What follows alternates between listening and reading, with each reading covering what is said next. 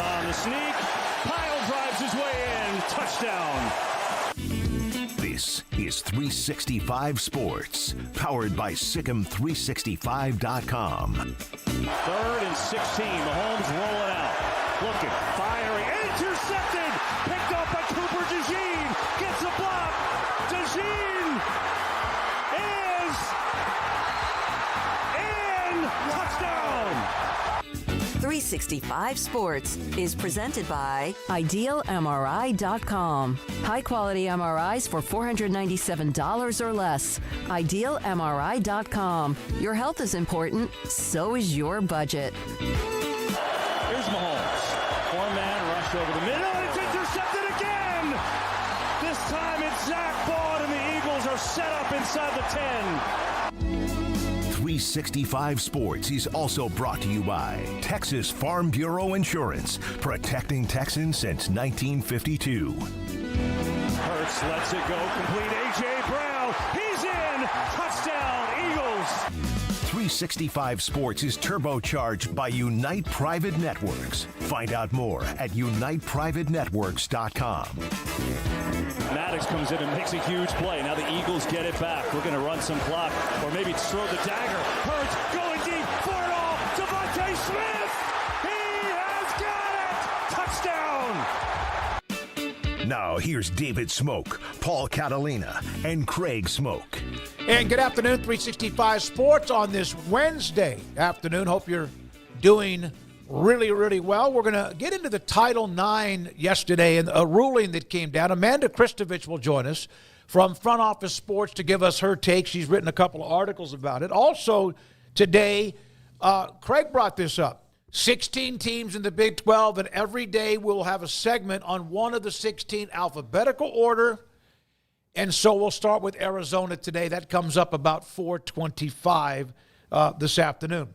Ed Too Tall Jones, Tennessee State, great Cowboys player, going to be inducted into the Texas Sports Hall of Fame this weekend. Will join us today here in a few minutes. And our good friend Dave Bartoo and also NFL draft analyst John Cooper. So the story, the Department of Education has rescinded guidance mandating revenue sharing when it comes to payments to proportionate numbers between men's and women's sports. So there's a different take right there with Ross Dellinger. In other words, Title IX, which is 50 years old, Title IX is not in a position, according to what the ruling was yesterday, to be able to say, yes, but the money needs to be equal like the scholarships in total. Yeah, this was a weird thing that the Biden administration did on their way out the door, which, like, it was, I mean, even doing it, you had to know that if the Trump administration disagreed with it at all, that they were just going to pull it back. And so it's not a surprise that this has happened. It was kind of, it was like the lamest parting shot you could give politically. I didn't understand at the time, and I had Amanda on the show right as it happened, and I asked her, I said, this feels just like a political dart that they threw that's just paperwork, that's more paperwork for, you know, the Trump administration to deal with. And so it was kind of an empty threat at the time, and I didn't think it would have held anyway. Had Kamala Harris been in office, like they had done it because of the way that this House settlement is done. You know, I think part of that would have been David Baker calling in any political favor he would have had to make sure it didn't. So it was just kind of a weird thing on the way out the door that never made sense on sticking it, because they were always going to try to change that. Now, if you want to look into more over time about how you can make payments more equitable and create more money for women's sports, then do that. But to kind of just leave a memo on your way out the door, not effective governance. Yeah, I mean, I don't, obviously delve too much into the political world. So I hear Title IX or things like that, and I kind of start to go, like, oh, bring me back. But with this story, obviously, it's been floating out there for a while. And I think my only really opinion on it is you do have to protect women's sports. I also don't necessarily believe that you have to treat it as though it's the exact same thing as football. I've never agreed with that. I agree that there should be some element of balance. because otherwise there would be schools that would pour absolutely nothing into their women's sports if they had the choice to, right? They would spend it all on football and men's basketball, and maybe women's basketball would be fortunate enough, but like swimming would be screwed, or if they even had it. So like you need to have some type of a balance, and I'm all for that. But I did not feel like this should be the hurdle to the settlement going through and the prevention of like all of these other people getting what they so desire is, oh, well, what about the women? Well, so they should be paid the same amount of money should be allocated to football and basketball, or to football and men's basketball, just because it's women's sports. I don't agree with that, and I guess a lot of other people don't either, based on a lot of what I've seen. So that was really my only opinion about that talk in general, and didn't really know where it was going to go from here. But I guess we're getting some resolution now as things start to settle in terms of the new administration. So, I'm glad that they're trying to figure some things out and get to the bottom of this and get it figured out. Well, one of the things that the Biden administration on the way out, when you mentioned that, is that because it's akin to financial aid, at least that's how they called it, it must be proportionally distributed between male and female athletes under Title IX. And one of the things that mentioned in one of the quotes was, revenues proportionally based on gender equity considerations is sweeping and would require clear legal authority to support it. It does not have that authority. Yeah, no, it doesn't. And the other part about it is that, I think that female athletes and male athletes should make similar amounts of money. I don't have any problem with that. The problem is that the way it stands today, like in the implementing of this today, the demand is different. The contracts for different sports are different, and you would be robbing Peter to pay Mary, kind of a thing. Like that's what you'd be doing, and then you're going to have a whole other set of problems with the subset of athletes, football and men's basketball, who are like, wait a minute, what's going on here? I thought this was so. It's not. None of this is ideal. Like that's the thing. It's like none of this is ideal. Now, can you set up aside a 10-year plan to help grow those sports so that the proportionality of it is smaller? Yes, but you can't do it tomorrow, and that's the problem with that kind of a just throwing it as you're on your way out the door. Is like, okay, so this settlement comes down in April. They're going to start, under this new thing in June when the new school year's, school calendar, athletic calendar starts. You want them to figure out how to solve a 100-year problem in 3 months? Well, it's not. That's nuts. It's not. They don't have to. So that has been rescinded, and that was always one thing that I always wondered how that might affect this settlement and the money and how it's distributed, whatever. And so there we are. Amanda Christovich will join us today at 3:40, right after we have Too Tall Jones to discuss that a little bit further. Let's see here. So North Carolina, back to this ACC, and they've had infighting. And there has been, Florida State, Clemson seem to have been at the forefront of it, but North Carolina was involved in this too. So there's a story that comes out, I guess, in the last day or two about North Carolina had a code word for what they wanted to do to kind of get out of the ACC and their commitment with that conference. A code word?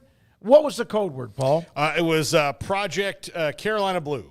Carolina Blue, yeah. Yeah, so... it was just the title of the project. It was just the secret title of the project. It wasn't like it's just what they called what they were doing behind the scenes. Carolina Blue matter. So what North Carolina did differently than Florida State, who did loudly. Florida State loudly did all these legal things.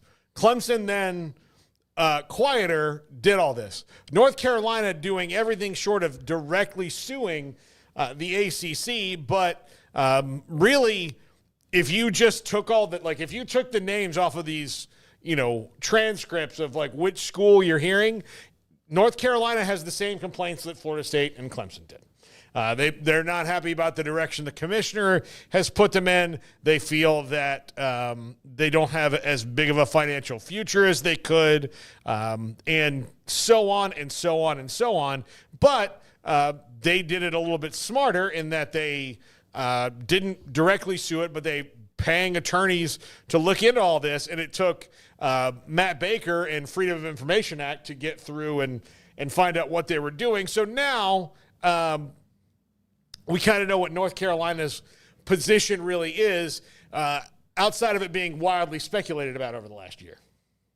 So really, that doesn't do anything. The AC, Doesn't change anything right now. It's just now we know how they really feel. Okay. All right. Craig, anything?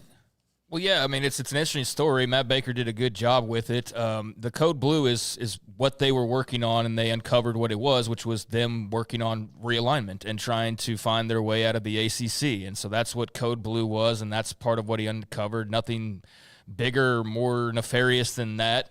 And it was a result of all these documents that were showing hundreds of thousands of dollars in legal bills over the course of a couple of years, and that's what Code Blue was, or Carolina Blue. Now you got me saying it's Carolina Blue. You got to get that right, guys. And so it was basically their look behind, the walls of North Carolina's influential people who would have a say in this or want to push a certain way. It was them doing their due diligence and their work to try and figure out what's best for North Carolina moving forward and how to best operate. I don't think that, here's the thing is, I don't think that surprises anybody that they were working on this. I guess it's just a matter of it was confirmed today. Okay, so there's the one piece of news, if you wondered if North Carolina was actually working on stuff the way that Florida State and Clemson are, yes, they in fact are, and they've been doing it much more secretly. And in fact, if you read the article, then you would see that they basically said, why should we spend money suing the ACC? Let's let Florida State and Clemson spend all their money suing the ACC. Yeah. So they had the same idea. They're just we don't need to go waste our money on this. Well, they're spending money. That's where it was able, but they're not they're not outwardly suing the ACC the way that Florida State and Clemson are. So they're let them do. And we've talked about this before. They're let them be the bad guys and let them be looked at as the figureheads of the whole anti-ACC, let's break this thing apart. And North Carolina's been able to just sit back there for basically 2 years, even though every time their name gets lumped in with it, but they're not looked at as the bad guys. They're not talked about the same way as Florida State and Clemson. That was intentional. That was intentional. You could tell by reading this article that they were smart about doing this a little bit more covertly and not being as publicly out there, although they, too, have now had to kind of rein in some people who are their power brokers who, let's say, as Florida State would have been on 25 YouTube video interviews already, or at Clemson to a lesser extent. I don't feel like I see a lot of Clemson folks doing the whole song and dance that Florida State people have been doing, where there's lawyers or there's whole series on this and everything. So they're not going the Florida State route of it being more out there. But he uncovered a lot of documents showing them spending all of this money on legal fees and things of that nature, and it goes back to when Oklahoma and Texas first left the Big 12, and I don't think that's a surprise either, because that's when everybody started to basically lose their minds and go, okay, what is happening here? So after that occurred, and then after the Big 10 stuff, they've continued on looking through it. Now, it is interesting, though, because they do say in the article that most of this was done this time a year ago. And when you get down to the heart of the article, what looks at, if you're somebody who wants North Carolina to be leaving the ACC, you see the headline, you're like, oh, here it goes. And it really is them doing a lot of this in the past couple of years, and a lot of it, I guess, in terms of what he tracked down going back to last year. But by the end of it, and even in some of the comments I read, the feeling is the same as but there's probably not anything happening in the next couple of years. Barring some crazy decision that we don't see or something that's just not out there on the horizon right now, this is still very much a waiting game. And there's no magical button that North Carolina is preparing to push that's going to eject them from the ACC. They're just doing their due diligence like everybody else. It's just now it's more public. We know the code name for their project. We know there's been all of these legal fees, and we know there's a desire by some people in North Carolina, if you read the story, to also make sure that UNC gets out of the ACC. But bottom line is, as of right now, much like Florida State and much like Clemson, they don't have that option. Although if that option were to present itself, North Carolina, as we've heard this 1,000 times, feels very confident they would have a landing spot in the SEC or the Big Ten. That is not breaking news. That's been talked about to death in terms of what teams would move. It's always Florida State and Clemson, and then you get to North Carolina immediately thereafter, and then you go, well, that means that Louisville could go to the Big 12, and that's when you start to break it apart, is once North Carolina kind of, becomes that other team, and then you're looking at this huge exodus of the biggest brands. But as of now,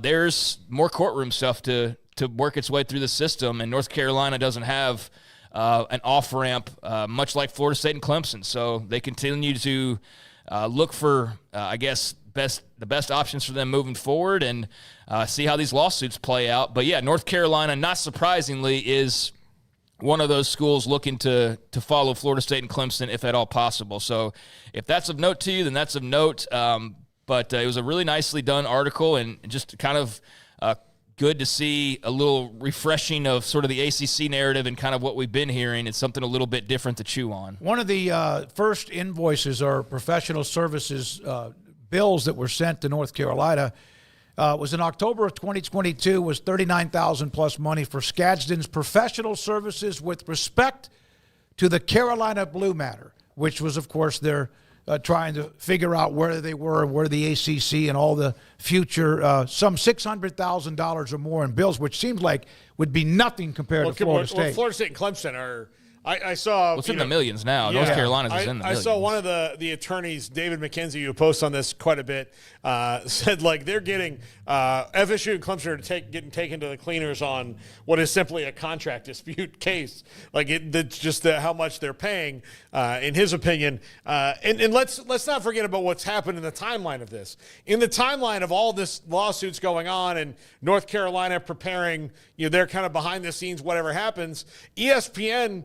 And the ACC have extended the television agreement, and Florida State and Clemson have gone into mediation, in which that mediation probably winds up ending in them staying through 2031 and then getting a lesser penalty or no penalty for leaving when those TV deals are out if they want to leave. Now, that also gives the ACC 7 years to try to fix, their viewership issues. So, like that's probably where it's headed because that's the most common sense thing. So by no means does the story that Matt Baker wrote today mean North Carolina, like you said, they're not hitting the eject button. Right. They're not hitting the eject button. They're just preparing in the very calm way that North Carolina does. Yeah, they're doing what Florida State and Clemson are doing, just not as loudly. And now he's ripped the mask off to show that they are doing the same things that those two are doing, or pretty much the same things. And if there, I guess, was any doubt, it's like now it's public, and he gets into some more of the details. I mean, it's like the lawyers' fees. They're,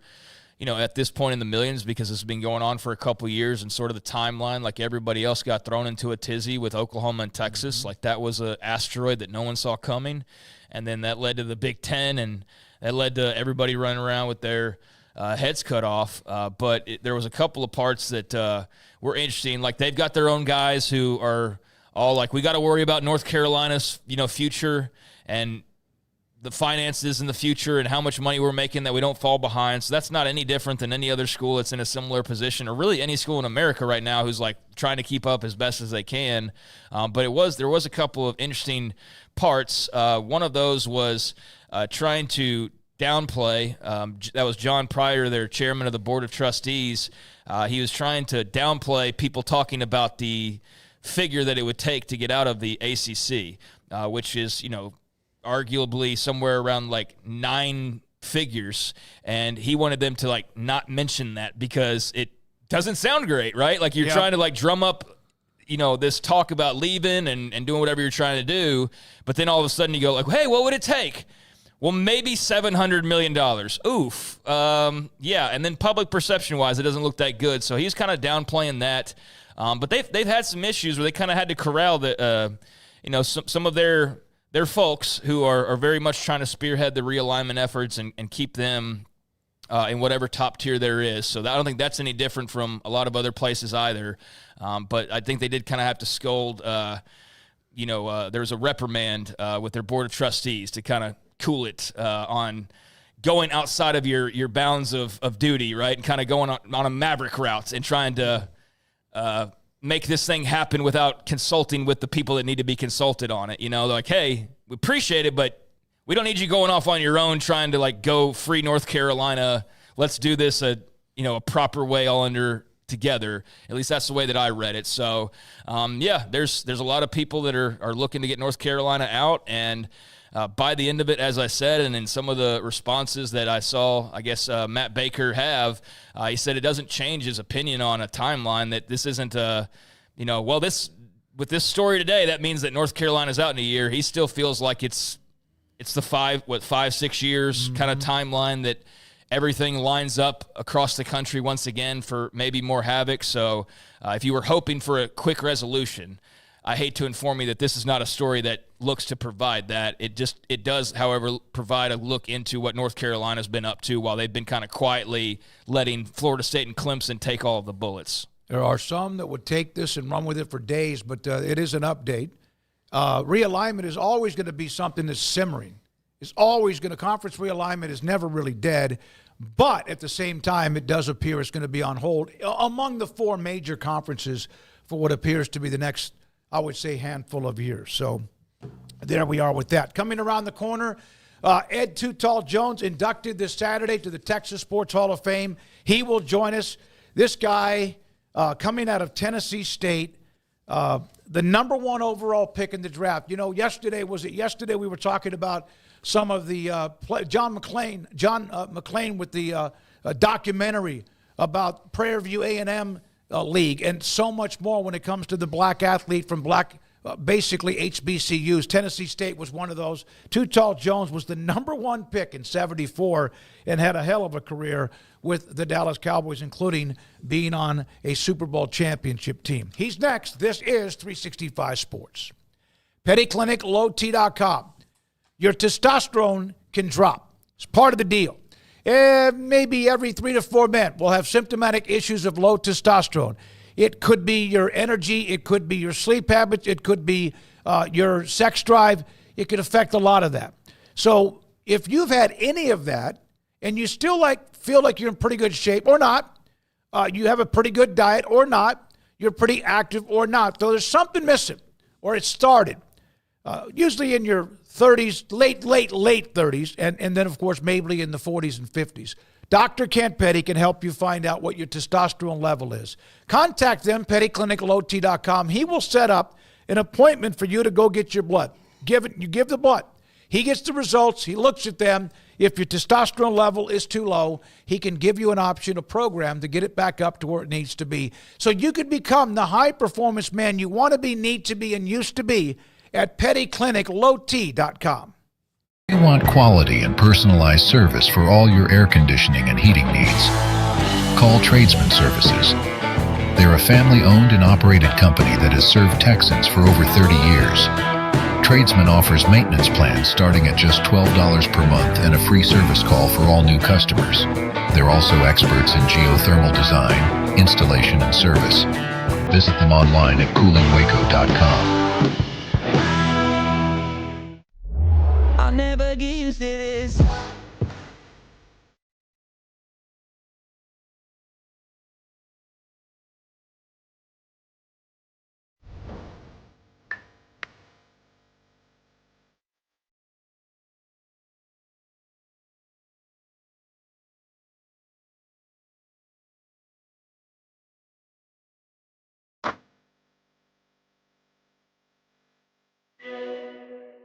It's the Start Something New sales event at Allen Samuels in Waco. Get the new 2025 Jeep Compass for just $25,995, or the 2025 Dodge Hornet GT for only $28,995. Save 20% on the 2024 Jeep Gladiators for 2.9% for 72 months. And the Jeep Wagoneer Series 2 gets $11,000 in discounts plus 3.9% for 72 months. Only at Allen Samuels in Waco. Come by. Let's be friends. What's up? We outside. Having fun doing what I want, cause you know the sun beating down kinda like a drum. Look how I do it. Look how I do it. Another beautiful day out there, folks. So get out there, but don't forget your sunscreen. UV index. I just wanna have a good time. It's all on me. Pleasure's mine. The weatherman said it's the right time. So we gon' get it jumping till the night time. We gon' get it. We gon' get it. We gon' get it. We gon' get it.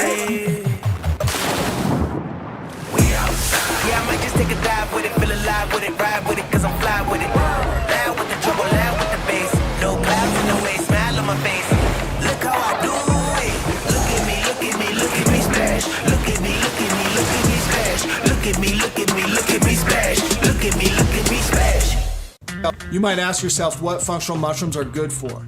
Whether it's lion's mane, cordyceps, turkey tail, shiitake, reishi, they all serve a purpose.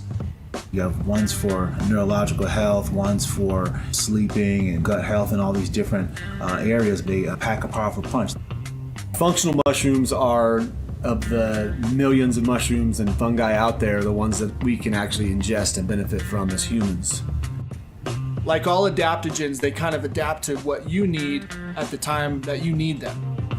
We don't even really know that we're suffering. We just don't quite feel right. That's where these adaptogens come in and really start to close the gap and really start getting us closer to how we want to feel. Functional mushrooms have definitely re-energized me and helped me face each day with a new vigor for life. Learn ways that functional mushrooms can help you. Go to getumble.com.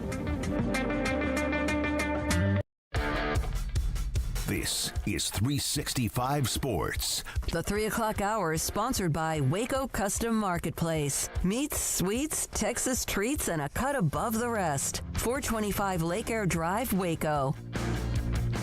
All right, 365 Sports, and we're now joined. Ed Too Tall Jones, former Cowboys great, also number 1 pick in the draft out of Tennessee State, will be inducted into the Texas Sports Hall of Fame coming up on Saturday with Craig Smoak, David Smoak, and Paul Catalina. Too Tall, Ed, thank you very much for being a part of the show. What does Saturday? Thanks for having me. Yes, sir. What is Saturday? You've been inducted to things in your lifetime. You have been honored with many things in your lifetime, perhaps probably not enough. But what does this mean to you to be in the Texas Sports Hall of Fame on Saturday? Well, first of all, very honored. And you're right. I have received a lot of awards, but this one ranked right there at the top. I've had the opportunity to follow Texas sports.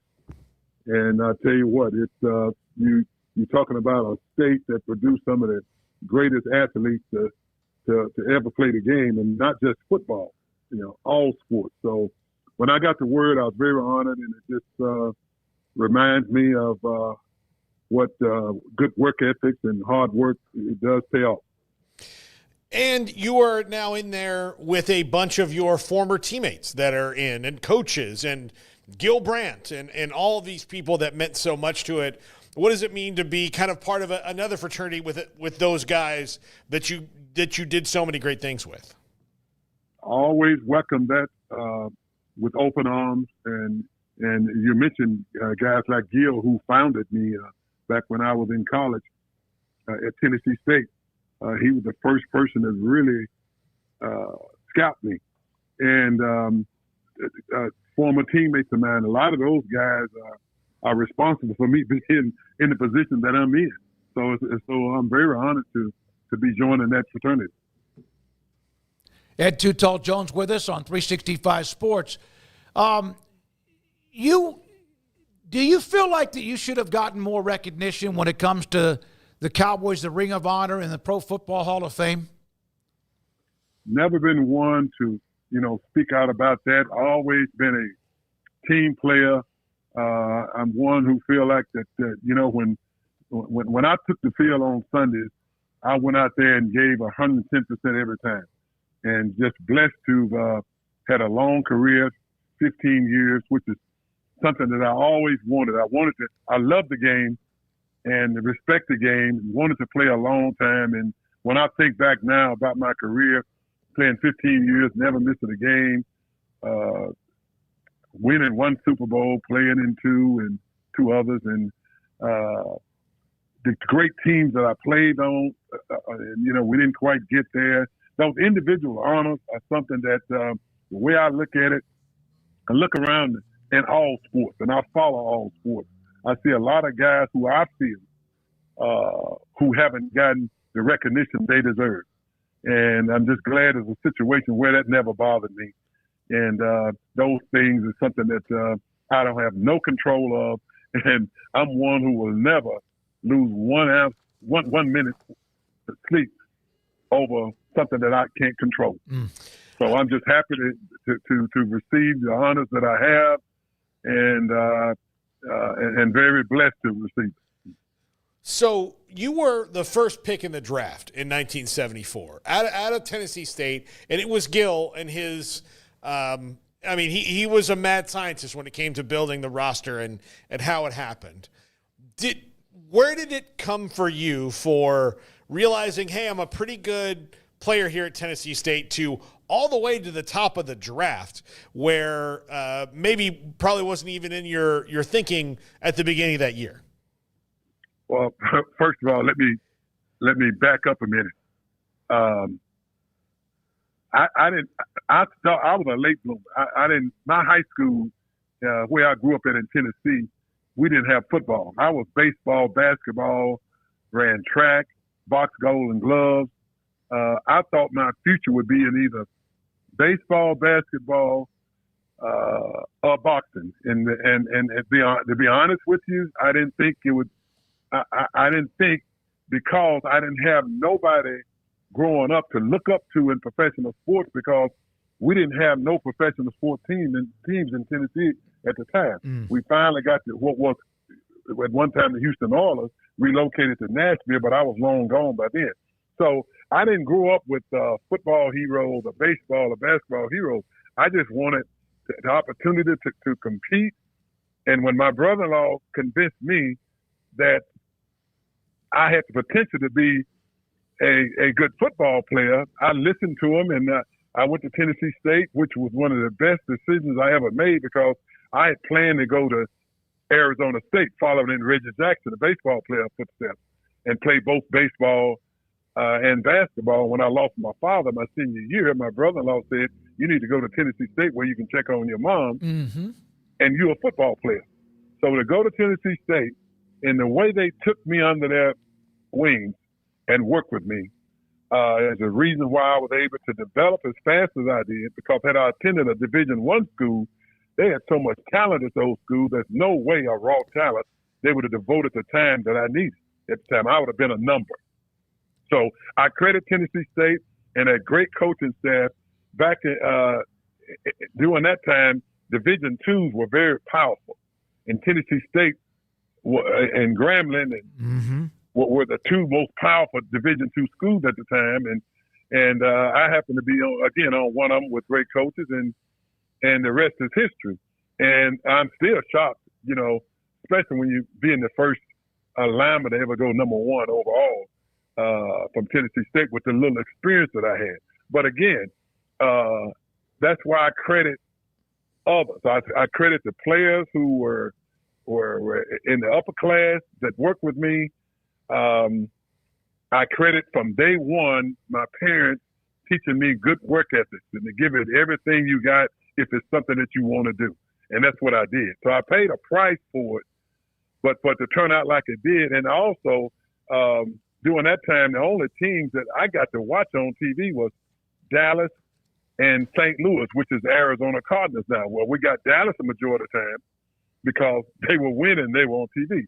And so to admire Coach Landry and all of those great players from the 70s and, actually late 60s and 70s, it was a dream come true. And I didn't want to let anybody down. And after being drafted by Dallas, one of the things I said was, in order to thank them for drafting me, I would give them everything I had to make them appreciate drafting me number one overall. And I did.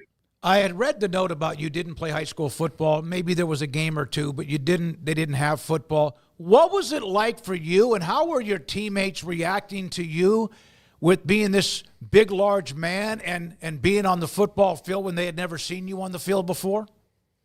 Well, short story. First day of practice, I walked in the equipment room, and the longest pair of pants they had hit me above my knee.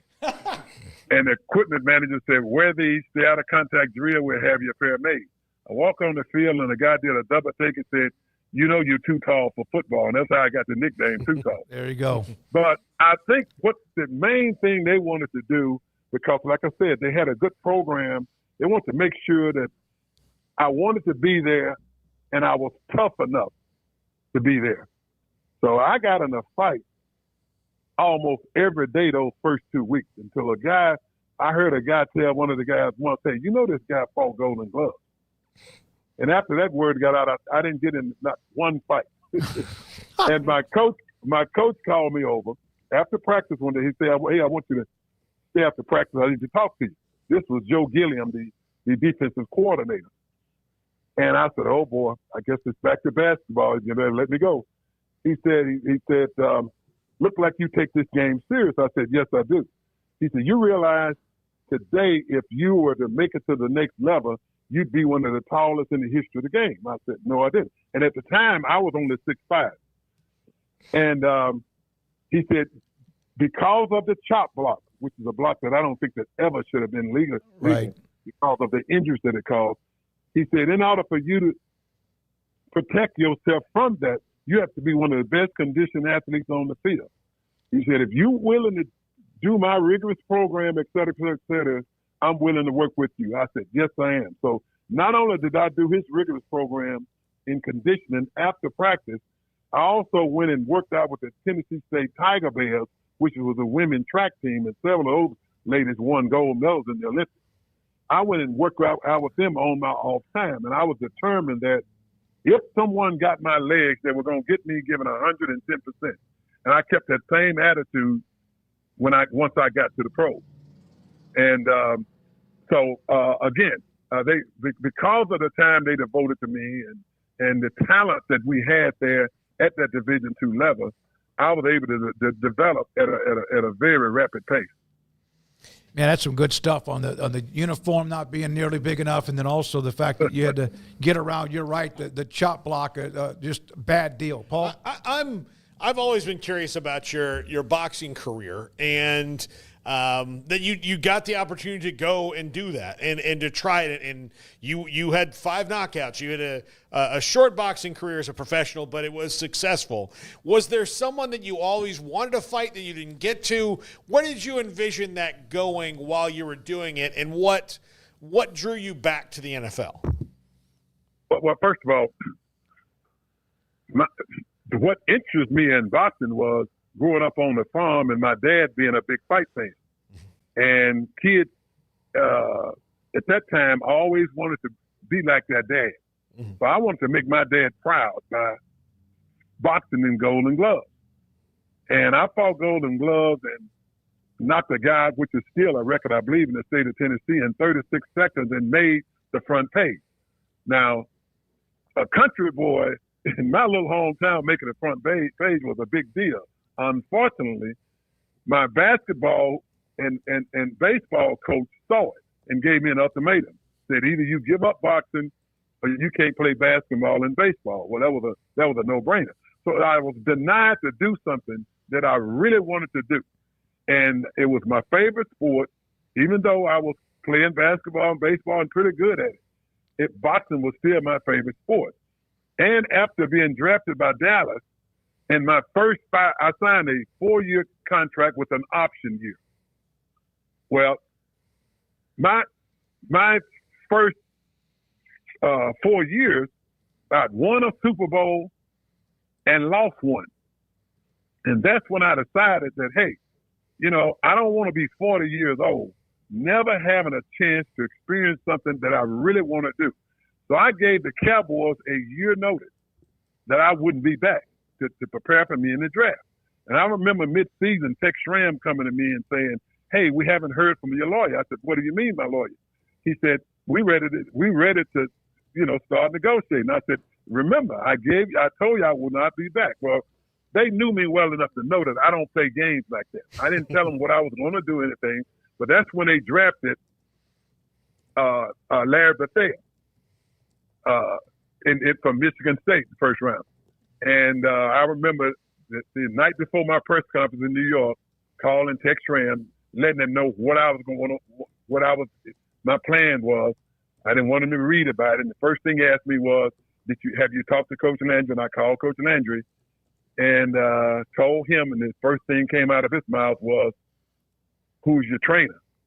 And I said, Murphy Griffith. He said, He said, you got some good people in your corner. He said, I want you to know that I appreciate everything you've done for us.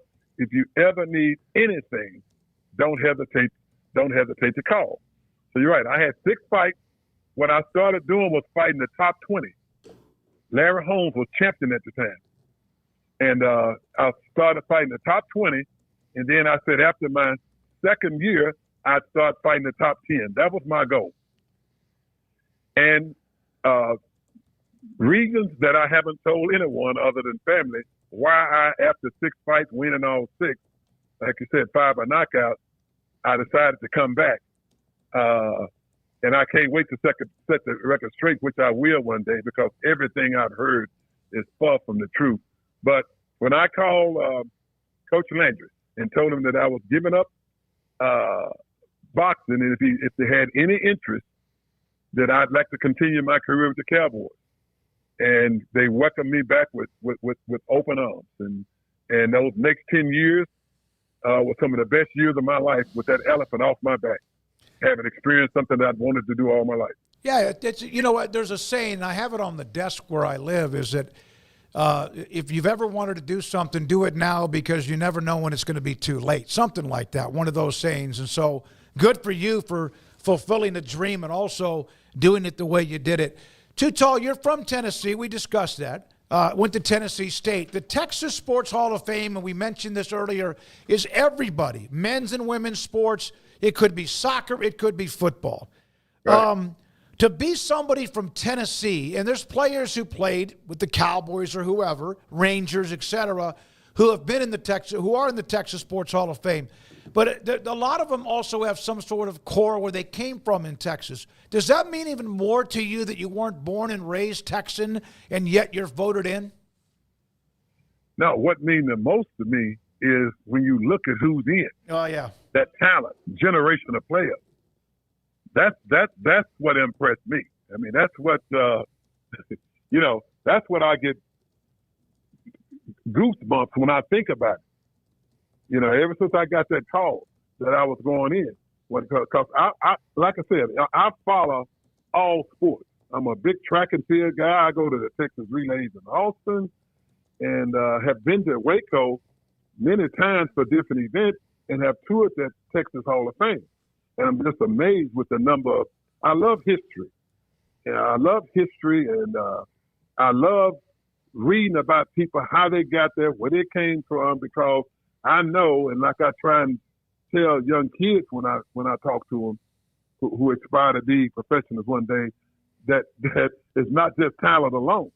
You know, that talent got to be developed. You got to have really good work ethic. You got to be very passionate about what it is you want to do in order to pay that price.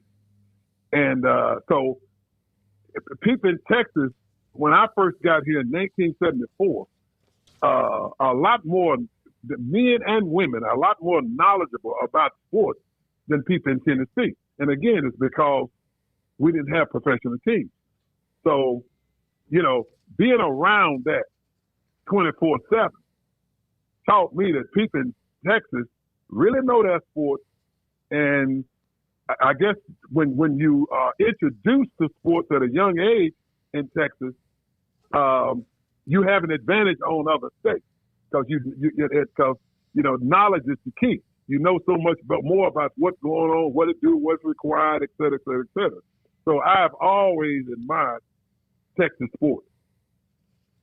Well, and the Texas and the state of Texas admires what you did, not only with the Cowboys, but also the way you handled yourself along the way. Ed, we'll see you Saturday afternoon and evening.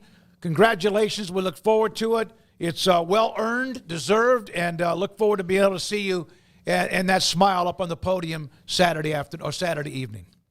Thank you. Look forward to it. Yes, sir. Ed Jones, Too Tall Jones, Cowboys, Tennessee State, #1 overall pick. He was another Gil Brandt find, a diamond that maybe others would not have found. Black College Football Hall of Fame, and again, many-time All-Pro or Pro Bowl. I would like to point out something that he said that made me sad as a 5'7" person. He was already 6'5" and grew 4 more inches.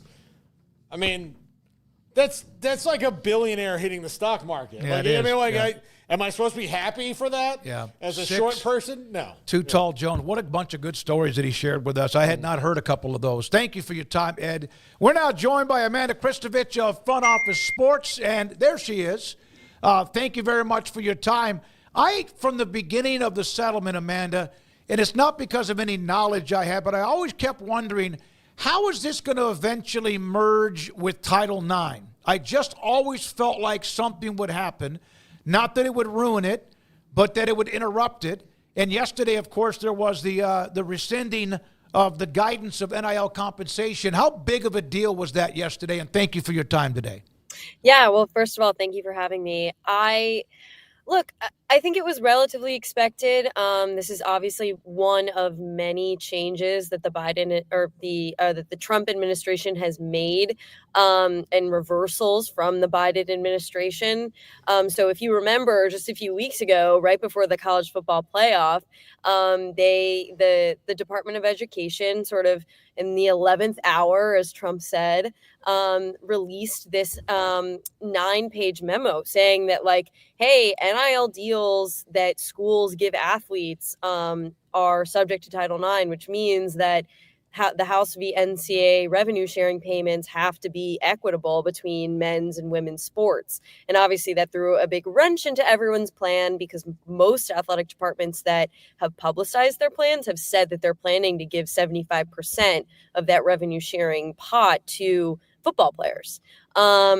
So yesterday, the guidance was quietly taken off of the Department of Education's website, and none of us really knew what, we kind of assumed what that meant, but we weren't quite sure. I checked in with the Department of Education, and they got back to me this morning and said, yeah, officially, our position is, as the Department of Education, is no longer that NIL deals offered by schools would be subject to Title IX. They had this quote saying that there was nothing about Title IX or nothing about NIL deals in the Title IX statute. I mean, there's nothing about sports in the statute either, but that's neither here nor there. And I think, even though it's a big deal, it sort of means like, okay, status quo continues. What the athletic departments were planning to do about offering that 75% to their football teams, I guess they can do, as far as the Department of Education is concerned. Amanda, I had you on the show right after that happened, and we talked about it, and it was... I called you from the airport. Yes, yeah, absolutely. And it was one of these weird political, like, out-the-door things that seemed unnecessary, or like we knew it was going to happen, and it's already happened. It's been 4 weeks, since that happened. So what is going forward? Is there going to be a plan to make sure this is more equitable down the line? Because it seems if you want to get more revenue for the women's sports, they have certainly made new media deals that have shot that into it, but you can't make women's basketball and softball as big as men's basketball and football tomorrow. Like, it's a process.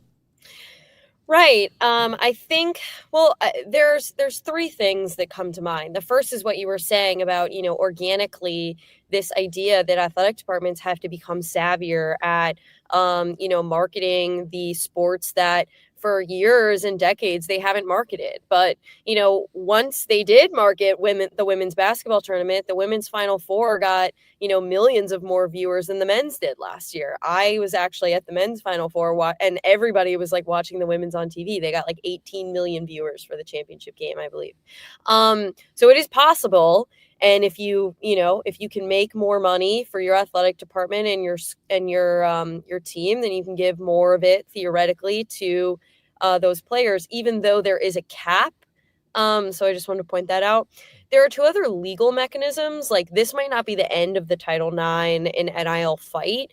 There is a lawsuit over at Oregon about 32 women's sports athletes, and they are claiming that NIL collective payments should be subject to Title IX. So we have to watch that lawsuit. And then, the question becomes, are the objections of the House settlement, many of which are about concerns about the revenue distribution, more so the damages distribution, but also this upcoming revenue sharing era. Like, there are a lot of written objections that cited that Biden guidance, saying we're worried about, our women's sports athletes getting the short end of the stick here. So I think it depends, how much that matters to the judge. So I think, like, those are the different sort of factors that are still at play.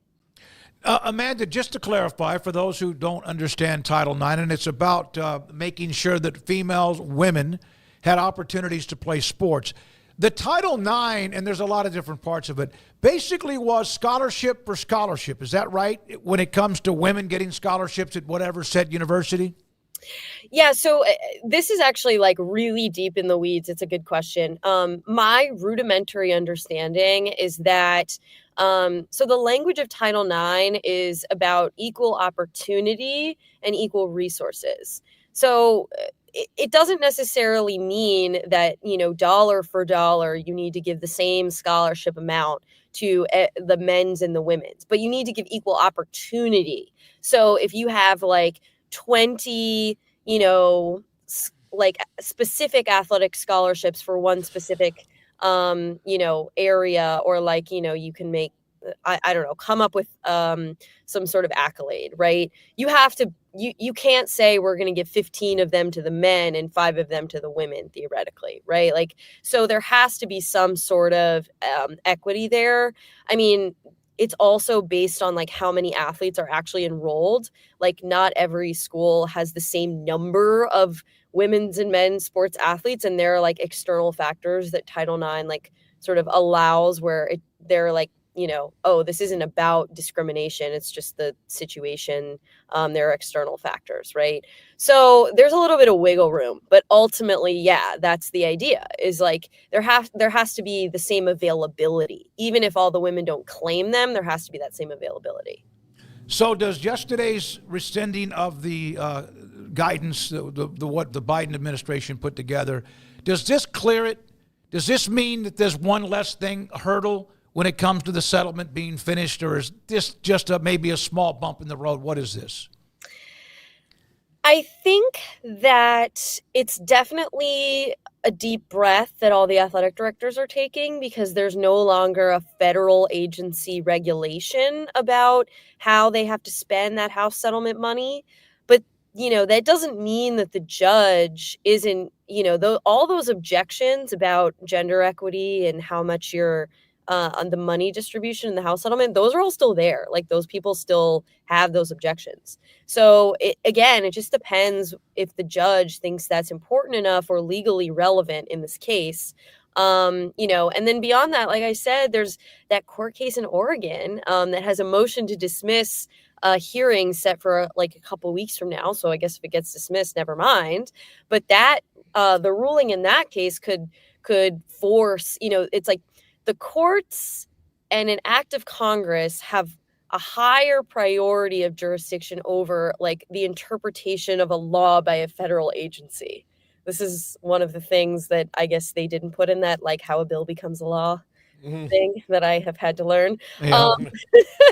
So a federal court ruling saying, hey, Title IX does apply to NIL collectives, that would create an even bigger problem. Let's just put it that way. So now we are just timeline-wise. Yeah. April would be the official ratification, and then it would go into, like, basically they put into practice starting in June, right, when the new athletic season starts. Pretty much. So on the day of the men's basketball national championship, so I'm really looking forward to all the media who are covering that the Final Four. I will be one of them from San Antonio, sitting there on our computers all day before the game, like watching this hearing. So that's going to be on April 7th. And then the schools have until July 1st to put the finishing touches on how they're going to implement this plan. And so does the NCAA. And then on July 1st is like the date that revenue sharing becomes allowable, theoretically. But if it's not approved in April, then honestly, I have no idea what the timeline could be, because the parties could say, okay, we want to try to come up with a different settlement, or it's possible that they might end up going to trial, which stretches this out even more. Amanda, we appreciate it. Thank goodness you're out there for us to be able to pick your brain. I'm doing my best. Thank you for having me. You're doing a great job. That's why we contact you. She's the best. Amanda Christovich with Front Office Sports. Appreciate her insight on what exactly yesterday's rescinding of that particular guideline and all that stuff that is now one less hurdle, but still work to be done. When we come back, John Cooper, he's an analyst, NFL draft guru, so to speak, analyst. He'll join us next. This is 365 Sports. The Baylor Club inside McLean Stadium. It is Valentine's Day, and so what do you have planned? What are you going to do? Anything special that you want to do? The Baylor Club is having what is called basically one day after another, their Valentine's Week specials. Going on, in fact, even tonight, the Valentine's dinner, Friday from 5 until 8:30. It's $78 per person. And treat yourself to a night of indulgence and romance at the Baylor Club with their great dinner. Exclusive 4-course dinner designed to create unforgettable memories with every bite.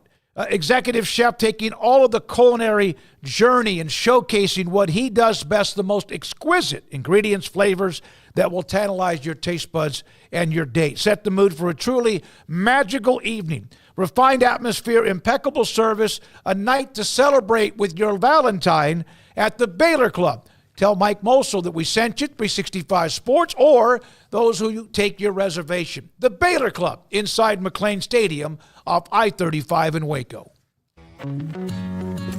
Established in 2007 and independently owned, Alliance Bank Central Texas is committed to helping families and businesses meet their financial goals. From their tellers to their board of directors, they know the importance of superior service and competitive products. Customers have confidence knowing that their financial needs are in good hands. It's your bank, Alliance Bank Central Texas, with 2 Waco locations, 4721 Bosque Boulevard and 191 Archway Drive on Highway 84, and at alliancebanktexas.com. Member FDIC and equal housing lender.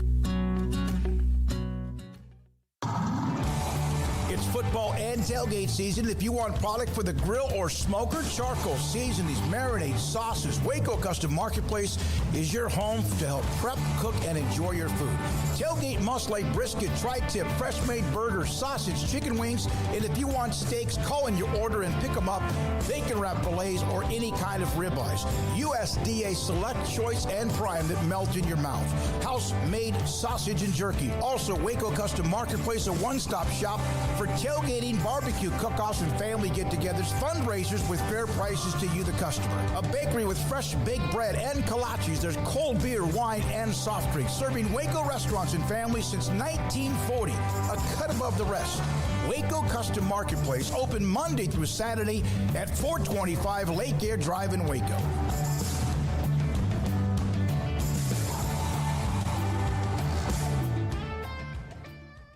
Pizza, burgers, and Bears football. There's no place around Waco that serves them all other than Bubba's 33. Come show your green and gold and enjoy some of Waco's best food and beverages while watching your favorite team, the Bears. When real Bears fans get hungry, Bubba's 33 is the #1 spot for ice-cold drinks, hand-stretched, stone-baked pizzas, and bacon-infused burgers. Join us for indoor or patio dining. Bubba's 33, Waco's restaurant and proud supporter of Baylor Bears football. Sick 'em, Bears. This is 365 Sports. Text us at 254-339-1122. The text line is sponsored by Riverbend Liquor and Wine, with the most extensive variety of craft beer in Waco. A hidden gem on Lakeshore Drive and 19th Street. Welcome back, 365 Sports. Paul Catalina, David Smoak, and Craig Smoak. Smokey had to make an important phone call as we await John Cooper from our lads to hop on.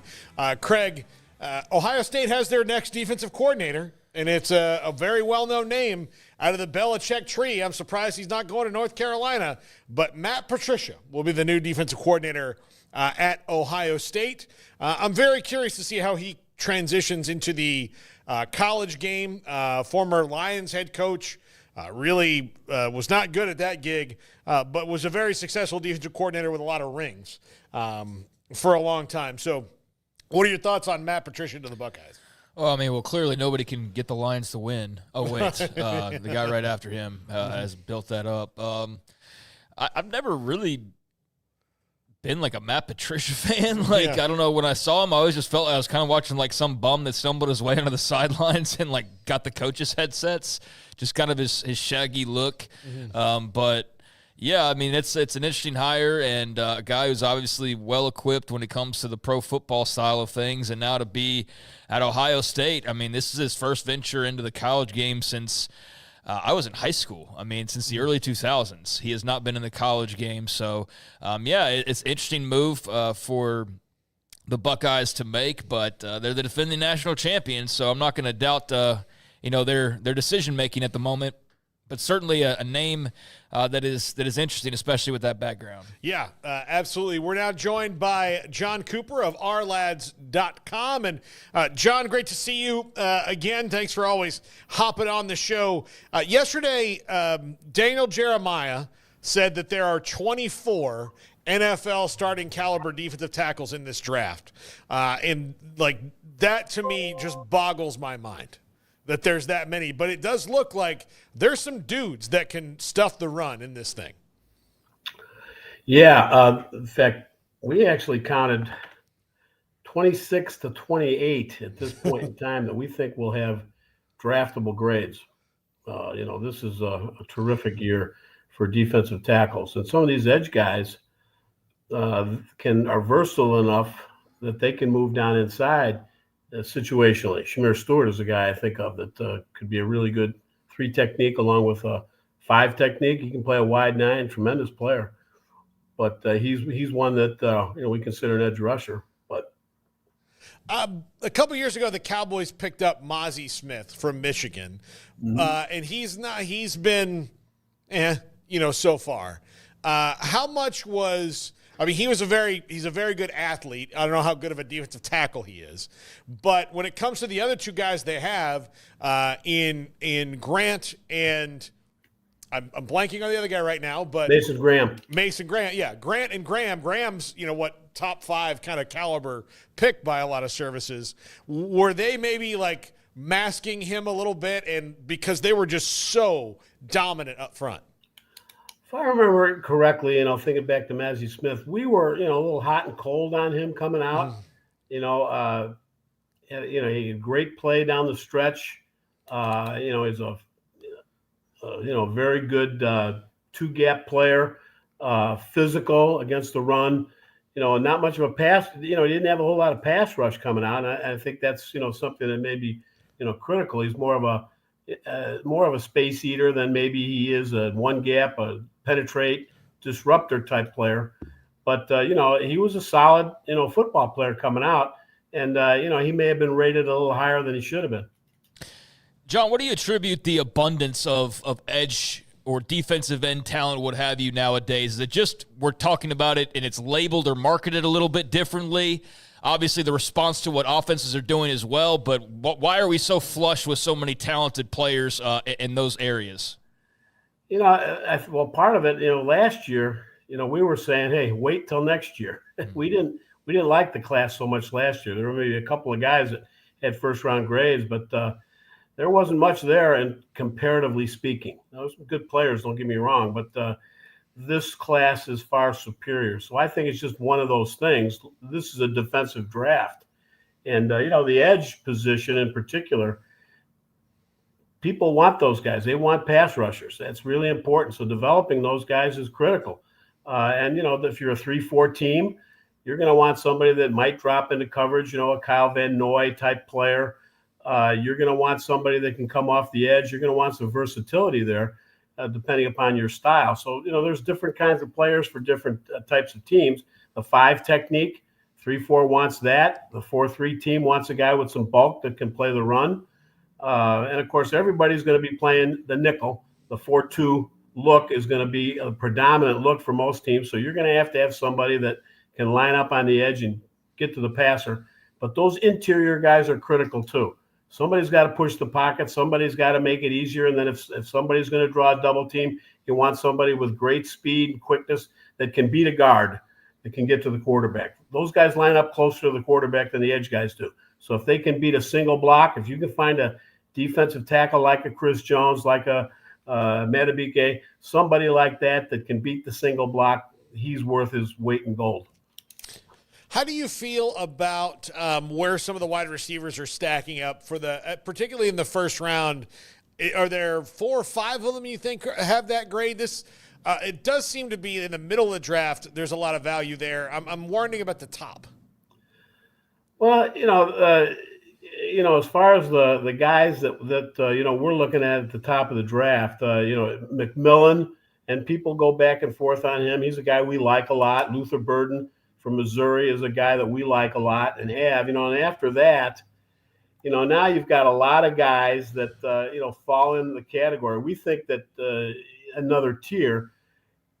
We think that the wide receiver position in a lot of positions from about 25 down to about 95, there's not a lot of separation between those guys. And there's probably more guys that fit in those numbers of grades than there are players, than there are spots for those players.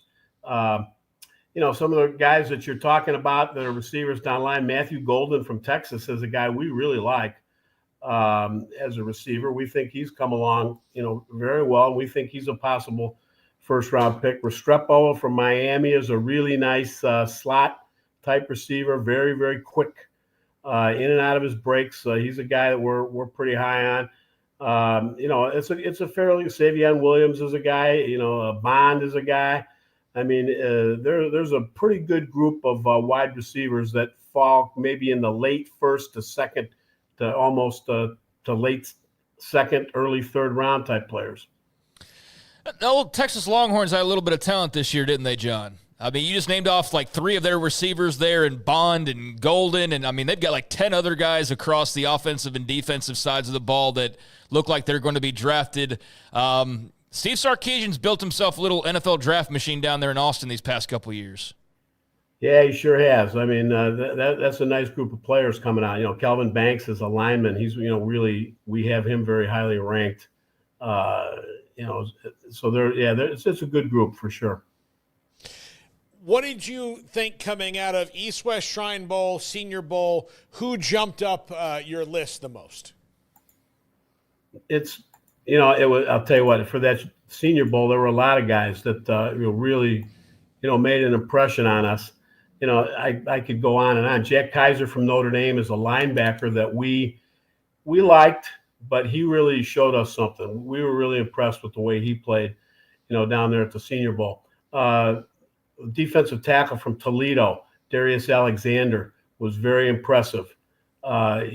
We liked what he did, and he jumped up a little bit, as far as we're concerned. Shamir Stewart from Texas A&M, we loved him before. We love him even more now. Mike Green from Marshall is an edge rusher that we know about, we like.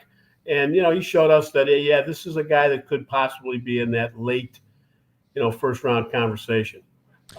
We weren't in love with the offensive line play overall. Anthony Belton from NC State showed us something. We thought he was, a nice player. Elijah Arroyo from Miami, really, good tight end. He impressed us a lot, with what he did. Azari Thomas, the cornerback from Florida State, he was a guy that also showed us, that he can play. And now we liked him before. I mean, it's not that we haven't. It's just that it kind of confirms some things that we knew. Billy Bowman from Oklahoma.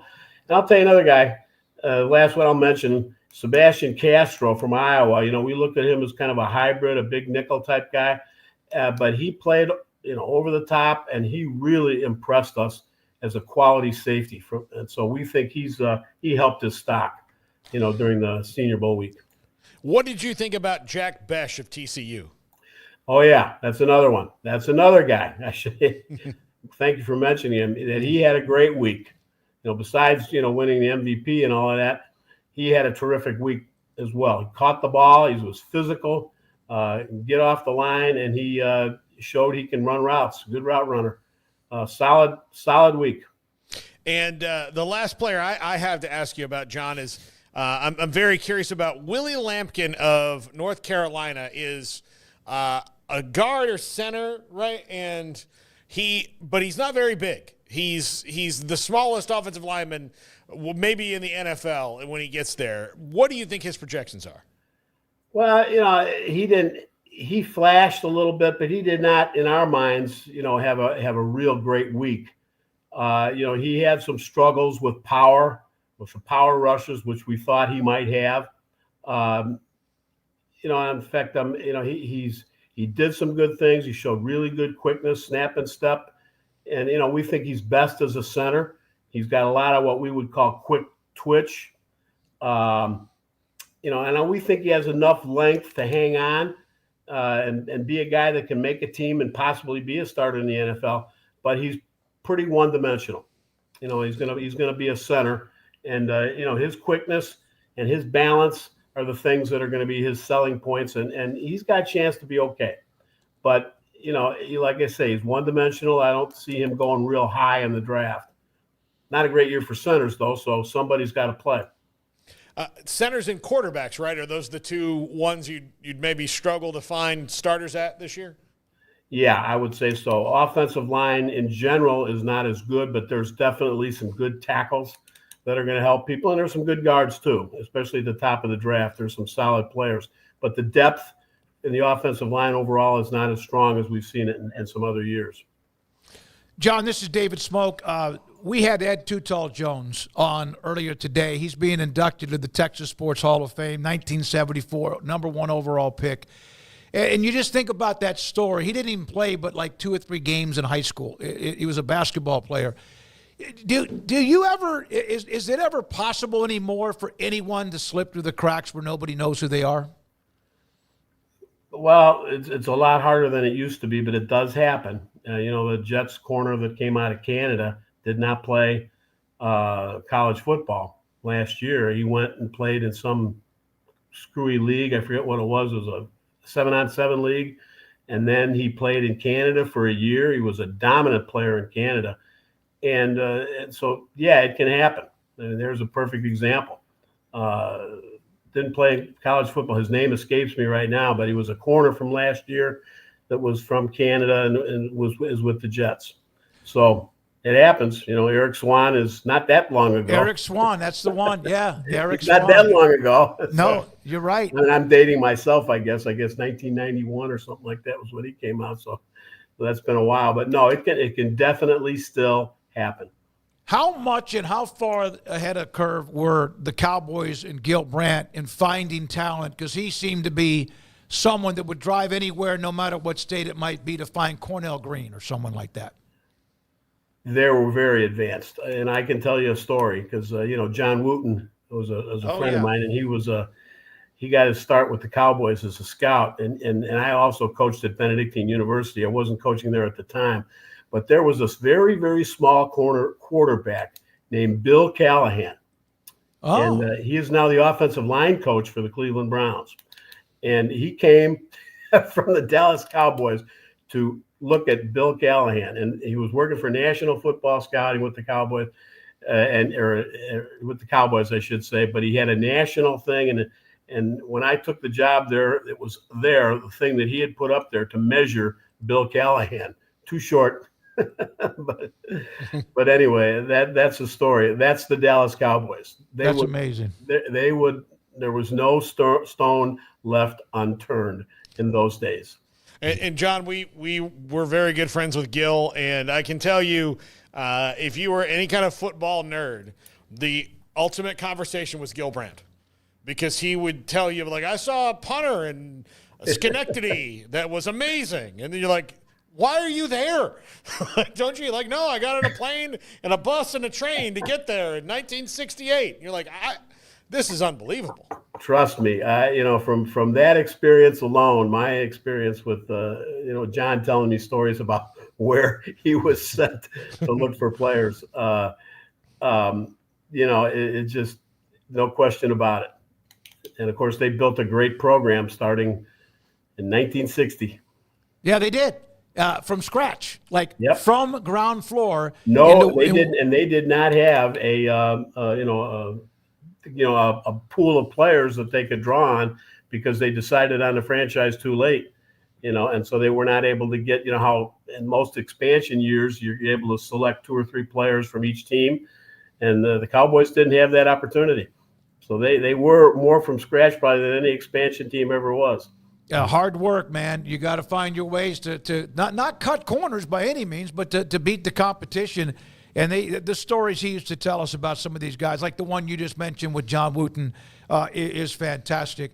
Has anybody at all that may have been, let's say first-round talent, has anybody done anything at all, and I'm not talking even off the field, but that has maybe that maybe has hurt their value with anything that's gone on, any games, all-star games, et cetera? Well, there's one quarterback that comes to mind that down the stretch, I wouldn't call him. He might have been first-round talent. Maybe he still is. I don't know. Jackson Dart from Mississippi. His last 3 games, particularly last one, he really struggled, and he looked pretty good down at the Senior Bowl. But those games, there were a couple of of situations and clutch situations where he really had trouble. There was a sight adjustment that wasn't made, we believe, in watching the film. And there's some definite concerns because he did not play well those last 3 games. It's a one-read type offense that he's playing in, so it's not complicated. But, that was, we thought was a guy that may have hurt himself down the stretch this year.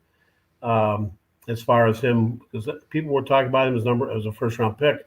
And he was probably the best quarterback at the Senior Bowl. So he may have, got himself back in the good graces of scouts. But we'll have to see, whether that affected him that much or not.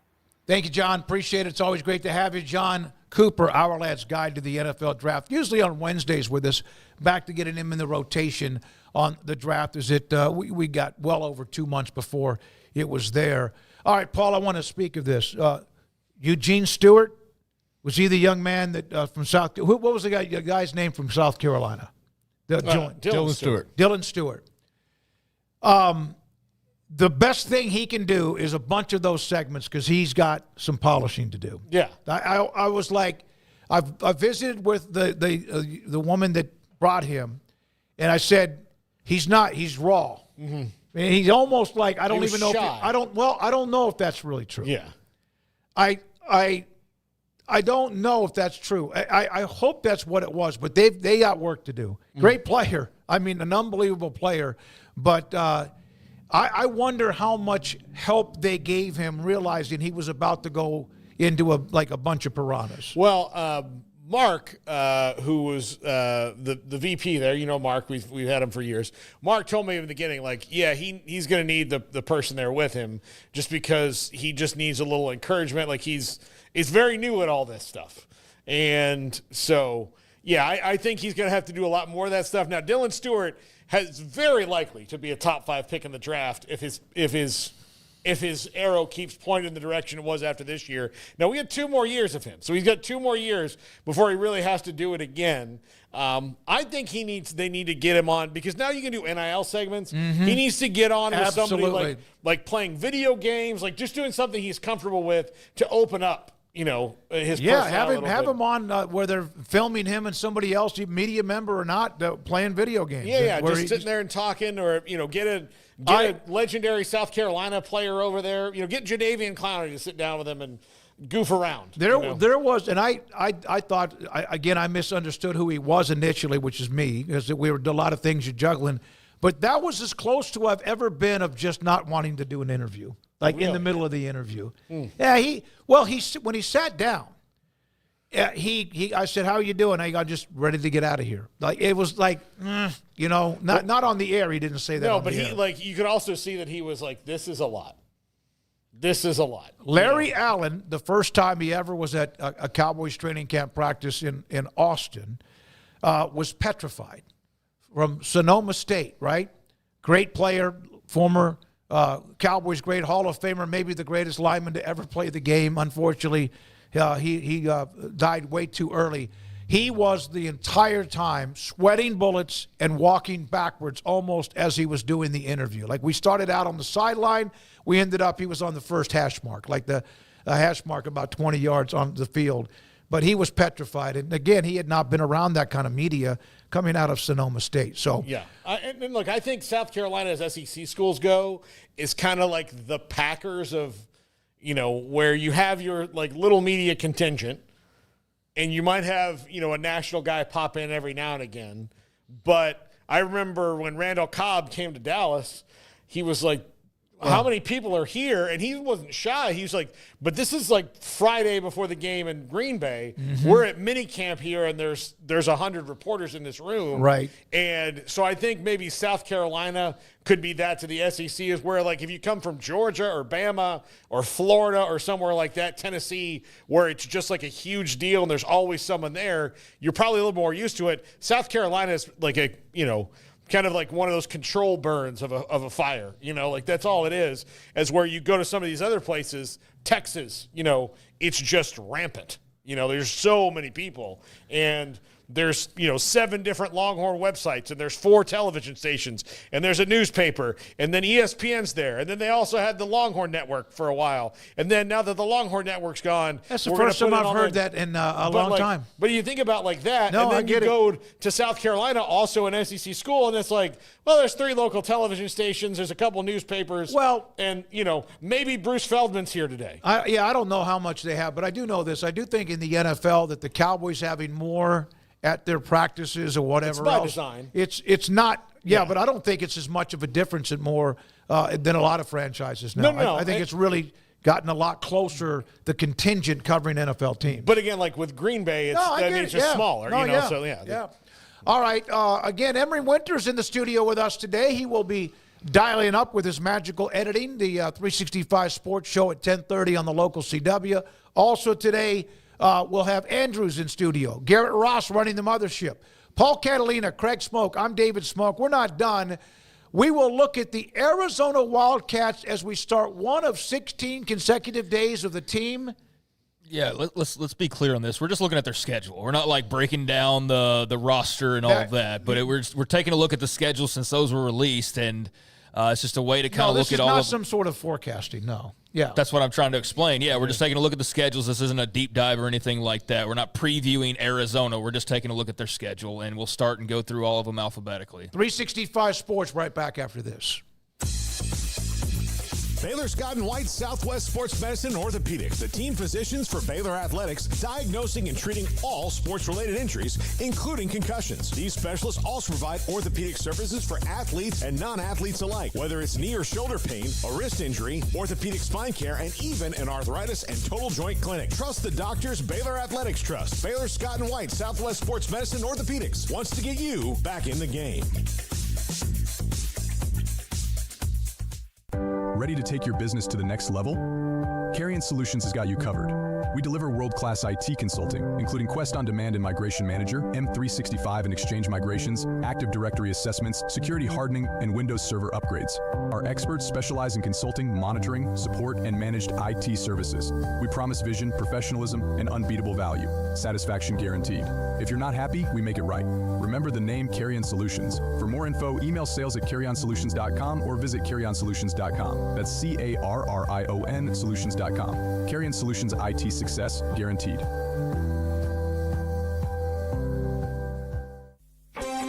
Developed by Startup Waco, a nonprofit organization, GXG is a program designed to support the entrepreneurial development of Baylor University student athletes through NIL activations. The program helps student athletes maximize their platforms and offers a comprehensive support system for them to create and grow new businesses that not only benefit themselves, but also uplift the local economy.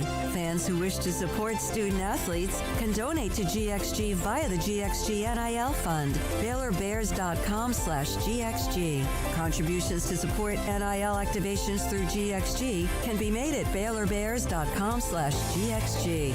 For more information, follow @GXG_GreenXGold on social media and visit the official website www.gxg.startupwaco.com. GXG, empowering student athlete entrepreneurship and uplifting the local economy through NIL activations.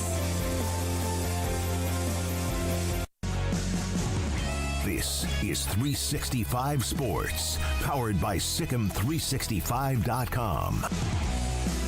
The 4 o'clock hour is sponsored by Boozer's Jewelers, the wedding ring store, specializing in custom jewelry and repair, all in-house. Now here's David Smoak, Paul Catalina, and Craig Smoak. All right, here we go, 365 Sports, and we will look at one team in the Big 12, each of the next 16 shows that we're on the air, every day that we're on, and go in alphabetical order. The schedules, of course, came out. That was last Tuesday. We broke that down on the show, even with our coverage from Super Bowl 59 in New Orleans. Craig joined us that day to kind of give us his feedback, too. And so we start with the Arizona Wildcats. We're going to get into how many returning starters. Just kidding. They open August 30th. They have Hawaii to start their season. Yeah, that one, I'm not sure they're all that worried about, but I'm curious to see, early on in the season, how do you adjust to no Teteroa McMillan? How do you adjust to no Jonas Saviana?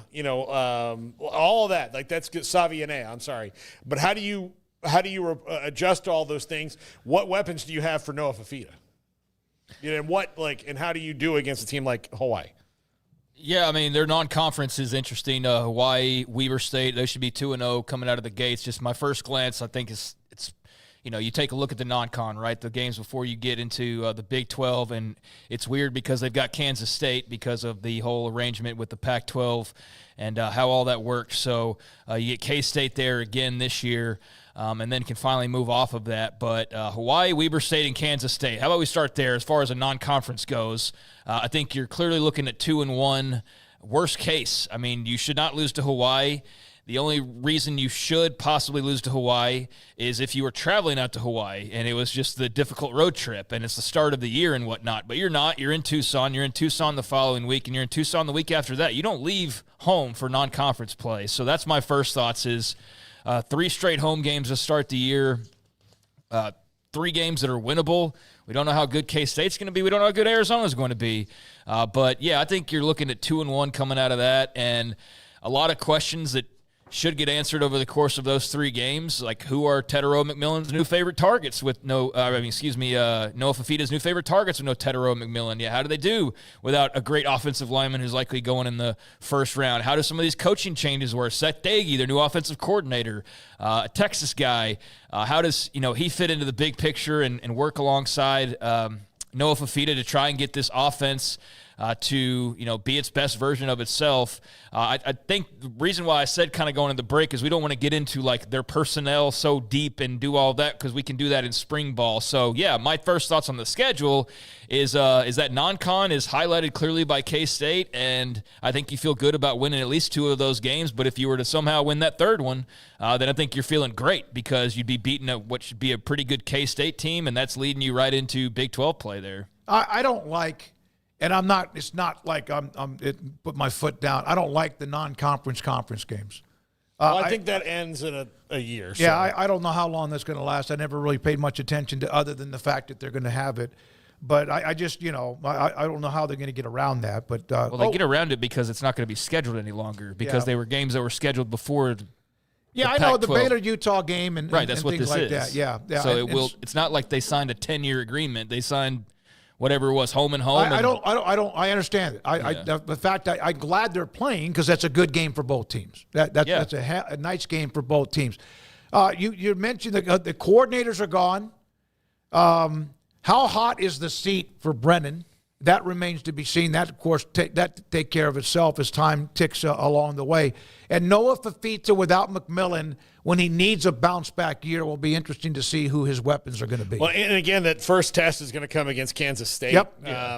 And, like Kansas State will have probably a lot to prove there as well, in that, you've got this opportunity with Avery Johnson to kind of hit the ground running. But here's the thing.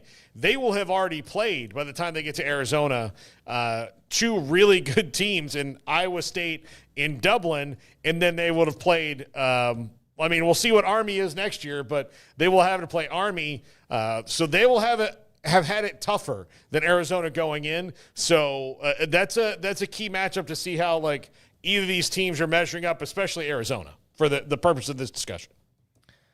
All right, so there's the non-conference schedule.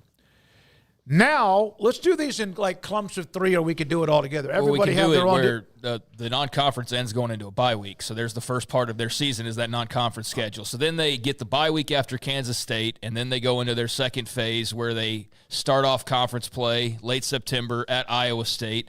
They'll get Oklahoma State at home, BYU at home, and then they travel to Houston. So there's their second block before the second bye week. So bookended by trips to Ames and Houston, and you've got the Cowboys, who we have no idea what Oklahoma State's going to be. I mean, we have no utter idea, because it would be foolish to sit here and pretend like we really know when last year we were all so sure of how good they were going to be, and they clearly weren't. I would expect they have to be better, right? Like, they have to be. I actually think they'll be worse. You think so? I am unequivocally right now, I will not change my mind by July. I am picking them last. Well, that's fair. I mean, Alan Bowman's, for whatever you thought of him, he was still a very veteran quarterback, and so he's gone. Ollie Gordon's gone, obviously, and a lot of other really talented players. So, yeah, I mean, I could see a scenario where they're worse. It's just, I guess the optics of that are going to be very interesting if, in fact, they're worse, because last year, guys, was pretty damn Well, I mean, bad. or the same. Or the same, yeah. which was pretty damn bad. So, yeah, so you've got that 3-game non-con and then that 4-game stretch at Iowa State, Oak State, BYU at home, and then at Houston. And I think you can't guarantee a win in any of these games. Maybe if Houston was at home, you'd feel really good about that one. But, yeah, I mean, they're going to be 2-1, maybe 3-0. And if they're 3-0, then you probably feel great getting 2 weeks to prepare for a trip to Ames. If you're 2-1, I guess it would depend on what that one against K-State kind of looked like. But going to the Cyclones to start things off, that's going to be, I don't know what to make of that stretch, honestly. It's because we just don't have any clue on who's going to be what, But look, Iowa State retains most of its roster. Yeah. They have to replace a couple wide receivers, which they've done in the transfer portal. Gotten some pretty good ones. Oklahoma State, like I said, I have no faith in them to be good. Like, not only is the roster completely turning over, for maybe the first time in his entire tenure, Mike Gundy's on the hot seat. Like that. Yeah, I don't know how that. I don't know how that all works out. I don't know how he responds to being a guy who's in jeopardy. Because he's been comfortable. BYU returns pretty much most of it, and we'll see if they can repeat that. And Houston, I think, gets better, one, because Willie Fritz year 2, and 2, because Connor Wegman's there. Yeah, I just wonder about defensively. You lose Shield Woods, so there are changes in that regard. But, yeah, I mean, Houston on the road, too, that could be anything. But Iowa State, BYU, I mean, those are 2 tough games. So in your first 6 games, you would have played K-State, who I'd imagine is going to be probably voted top 5 in the conference. BYU, who I'd imagine will be voted top 5. Iowa State. I mean, those 3 teams will be somewhere in or near that top 5. So by the time you hit that second bye week, I mean, going off paper, you're probably about 500. It's going to make that last stretch of games, which is going to be 5 straight games to close the season. That's going to be a real test of whether or not you're getting to the postseason, and maybe you're playing for your job if you're Brent Brennan at that point. Yeah, that's. I'm going to just look at logos, because we're really good at that in the Big 12, right, Garrett? Look at logos that always. Kansas State, that's not a conference game, but they lose that game. Iowa State, I would say they lose that game. BYU, I would think they lose that game. I think I think Colorado, even with some of the star power they're losing, is still going to be pretty good. Man, I don't know. Well, there's like 3 losses in those first 2 legs that are guaranteed if you're going off logos. They're going to lose to K-State. They're going to lose to Iowa State. They're going to lose to BYU. So at that point, you're looking at, if we're going on paper, which we know this is not how it will go, but then you're looking at 4-3 and going into November with a 5-game stretch, the way that their schedule works out. So you got at Colorado to start off that stretch, Kansas at home, Cincinnati on the road, Baylor at home, and Arizona State on the road. To Colorado, I mean, it's a road trip. That's a familiar foe, but it's hard to determine how good Colorado's going to be because we don't even know who the starting quarterback is right now, and you lost the Heisman Trophy winner. So I can't imagine you're going to be as talented at the very top. Maybe you're balanced talent-wise, but on paper, I'd say that's I guess, a loss. Kansas, like, which version are they? I'd expect that Jalen Daniels has knocked the rust off, so they'll get a lot of preseason love and maybe be able to live up to that this time around. But Cincinnati, who the heck knows? Baylor, I think I'd lean Baylor, especially, that's in Tucson. Even I'm with you, though. I'm leaning Baylor because returning quarterback, running backs are the same, returning offensive line that actually turned out to be good. Like all those things, plus a defense that I think will be improved with the additions that they've made. Yeah, so and then Arizona State to close out the year. Obviously, we think Arizona State will be pretty good. So, I mean, on paper, if you're doing logos and games they're going to win, there's the win over Hawaii, the win over Weber State. Let's give them Oak State because Paul's definitely not believing in them. I'll split the Houston, Colorado, and give them one of those. And then Cincinnati, although that's on the road, I mean, they're really, on paper, they're going to be really stretching it and maybe playing to the final couple weeks trying to get that 6th win for Brent Brennan. I mean, just based on looking at the schedule. But it does line up. You've got 3 games, then you've got the, 5 straight games, 3 games, break, 4 games, break, 5 straight games to close the season. So that's how their little set of the 3 parts will work. I love the way that they have been able to build in those breaks. Some teams would get one year, some teams would get 2. That they're all getting 2. That they get the breaks. Yeah, that I like. So that, like when conferences say, "Well, we really can't do that." Yes, you can. You can pivot very quickly. So. That's a result. I think that carries over from last year, just the way the calendar worked. I don't know that that's going to be the case moving forward, although I think there will be. I bet you it will if they move it up. I bet there will be a discussion about that. And if they do move the calendars up, then, you'd probably see 2 bye weeks. I'm all for 2 bye weeks. I liked having that second bye week last year. Just kind of take a breath and enjoyed having just a moment to kind of reset a little bit towards the end of the year. And I'm sure the players and coaches all love the ability to do that as well. So, it's a treat to have that again this year. I don't know beyond that how all that'll work, but I'd be all for double bye weeks, although the calendar's such a mess. I don't know, what that affects. And then, what about this and that? Because that's what everything is, right? It's like, if we take this and what about that? But I'd be all for double bye weeks. One of the things about the double bye week, and it wasn't the second one, but last year Baylor was in the gutter. 2-4. Coming off the 3 consecutive losses to Colorado and the Hail Mary, then BYU and Iowa State. The Hail Mary that sent it into overtime. They had a bye week and came back, went on the road to Lubbock and scored 59 points against Texas Tech. There's no way that – I don't know how many people expected them to win that game. I know there's emotion there and all that with Joey, et cetera. But that reset, so you just – even when you don't look good or you're not playing well or you're close or not – that was a huge deal when you look at the bye week. And, of course, the second one comes a little bit later. I think it's important because, especially with teams, let's say you're not a team. Let's say you get to a bowl game, you play 13 games. You don't play in a conference championship game. But those who are going to go 1, 2, or 3 rounds deep, getting an extra bye week or getting a second week to take a deep breath, especially maybe towards the last third of the season, can be huge. Even though there's a break after the conference championship weekend. Yeah, so, I mean, I'll enjoy that this year. And then, like I said, we'll see beyond that. But that is a bonus, I think, for the coaches and players and even fans to an extent, and media, obviously, like we're talking about, to have experienced that last year and then again this season. So all the changes, maybe that's another one in the future of – well, especially if we're going to go do OTAs now, and then we're going to do why not have 2 bye weeks if you're going to play a longer season? But regardless, that leaves us kind of here and with Arizona. They've obviously made some changes. A new offensive coordinator, promoted a defensive coordinator. Brent Brennan's on the hot seat. Your quarterback's back. Your star wide receiver's gone. Your star offensive lineman's gone. Now, there's a lot of other points to that, and that's why I'd rather wait till spring ball to kind of dive into who is Arizona really.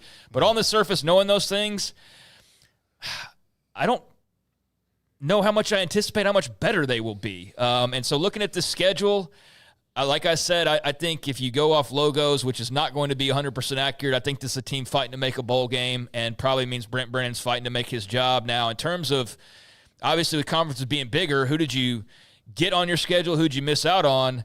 I mean, they got K-State, they got Iowa State, they got BYU, they got Baylor, they got Arizona State. I mean, I'd say those 5 schools all very much in the title talk last year at varying points or putting themselves in position to be a team of interest to talk about that later in the year. So what did you miss out on? You're not playing Texas Tech, you're not playing TCU. But beyond that, Yeah, I think that they've got a pretty tough schedule on paper. Yeah. Especially with K-State being a non-con. Okay, if you take the teams that were good this year, which means you flip them next year. But, yeah, you're right. K-State, Iowa State, BYU, Colorado, Baylor, and Arizona State. And Kansas was as hot as anybody. And Kansas was red hot till the end. Yeah, and then lost that game where they seemed to run out of gas, and Baylor was red hot at the time. And then it's going to be kind of an interesting thing to see where Colorado is this year. You know, they lose an enormous amount of playmakers, but maybe they're going to be different in how they play. They're going to still be just fine. It's hard to imagine you lose a first-round NFL quarterback and a Heisman Trophy winner, and then you're better. But are you more, like what I said a few minutes ago, are you more balanced? You know, you're not as top-heavy, star-heavy-wise, but you have a lot of players who are all a little bit better than they were across the board. But, yeah, I mean, you would expect them, at least early on, they're going to take a dent there. They're losing all those wide receivers. All the wide receivers, yeah. They're Wester, losing all those Shadur, guys, Wester,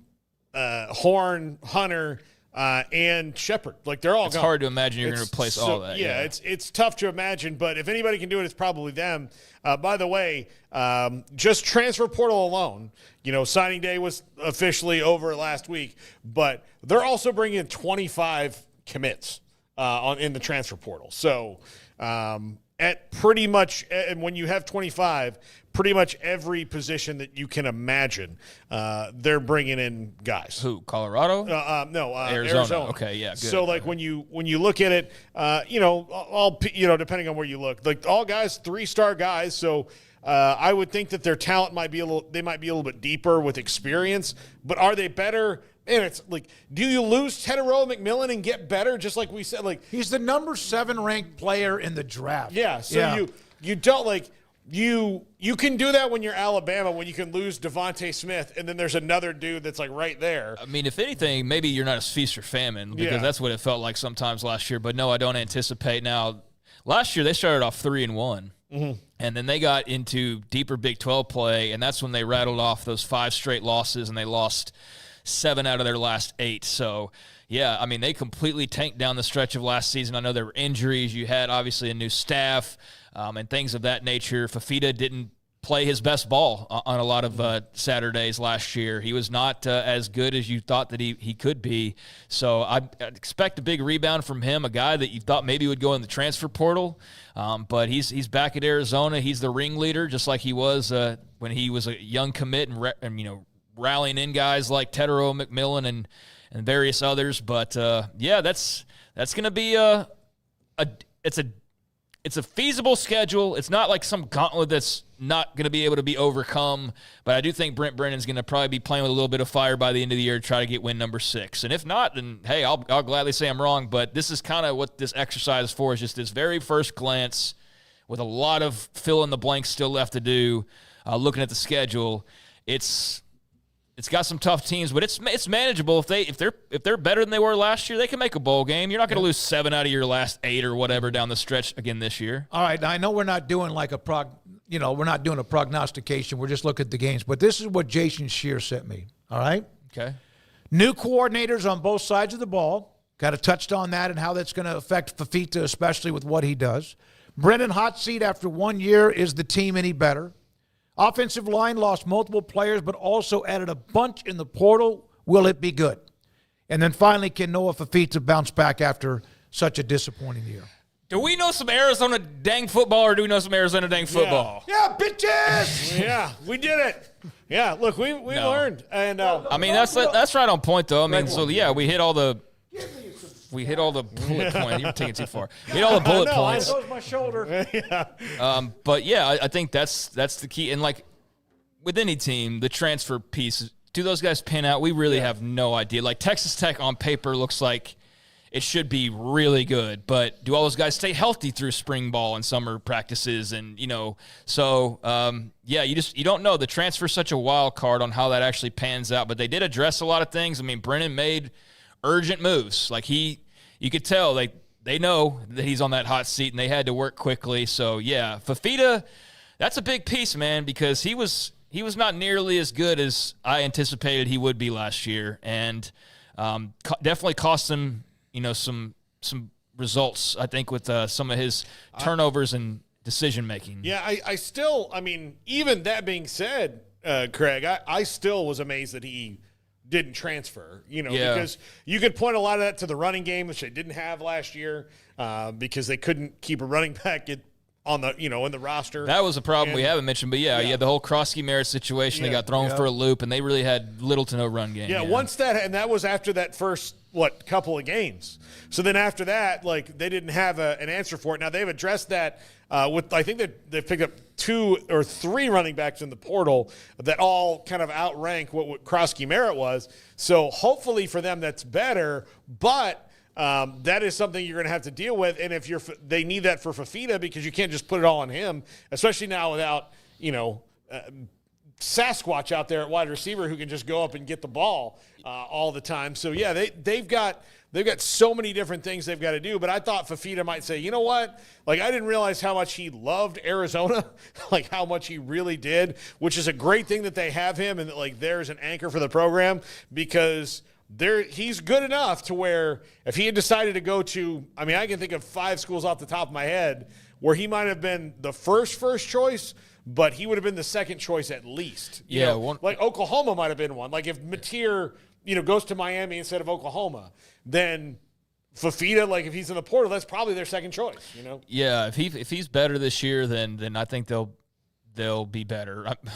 That sounds so stupid, but I think you know what I'm saying. He's their guy. He's their dude. So if he can raise his play, then he raises the entire team around him is what I'm trying to say.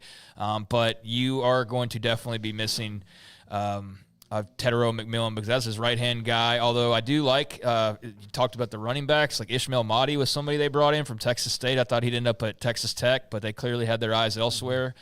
So I think Mahdi, in addition to a couple of the other guys they brought in, should re-solidify that backfield and give McMillan an option give Fafita an option outside of just having to pass them to victory, every Saturday. But I was surprised as well, and then again, not as surprised about him staying at Arizona. If you read a little bit about his history and his love for that school, and again, how he was the ringleader with his high school teammates and bringing everybody into the fold there in Tucson, including McMillan.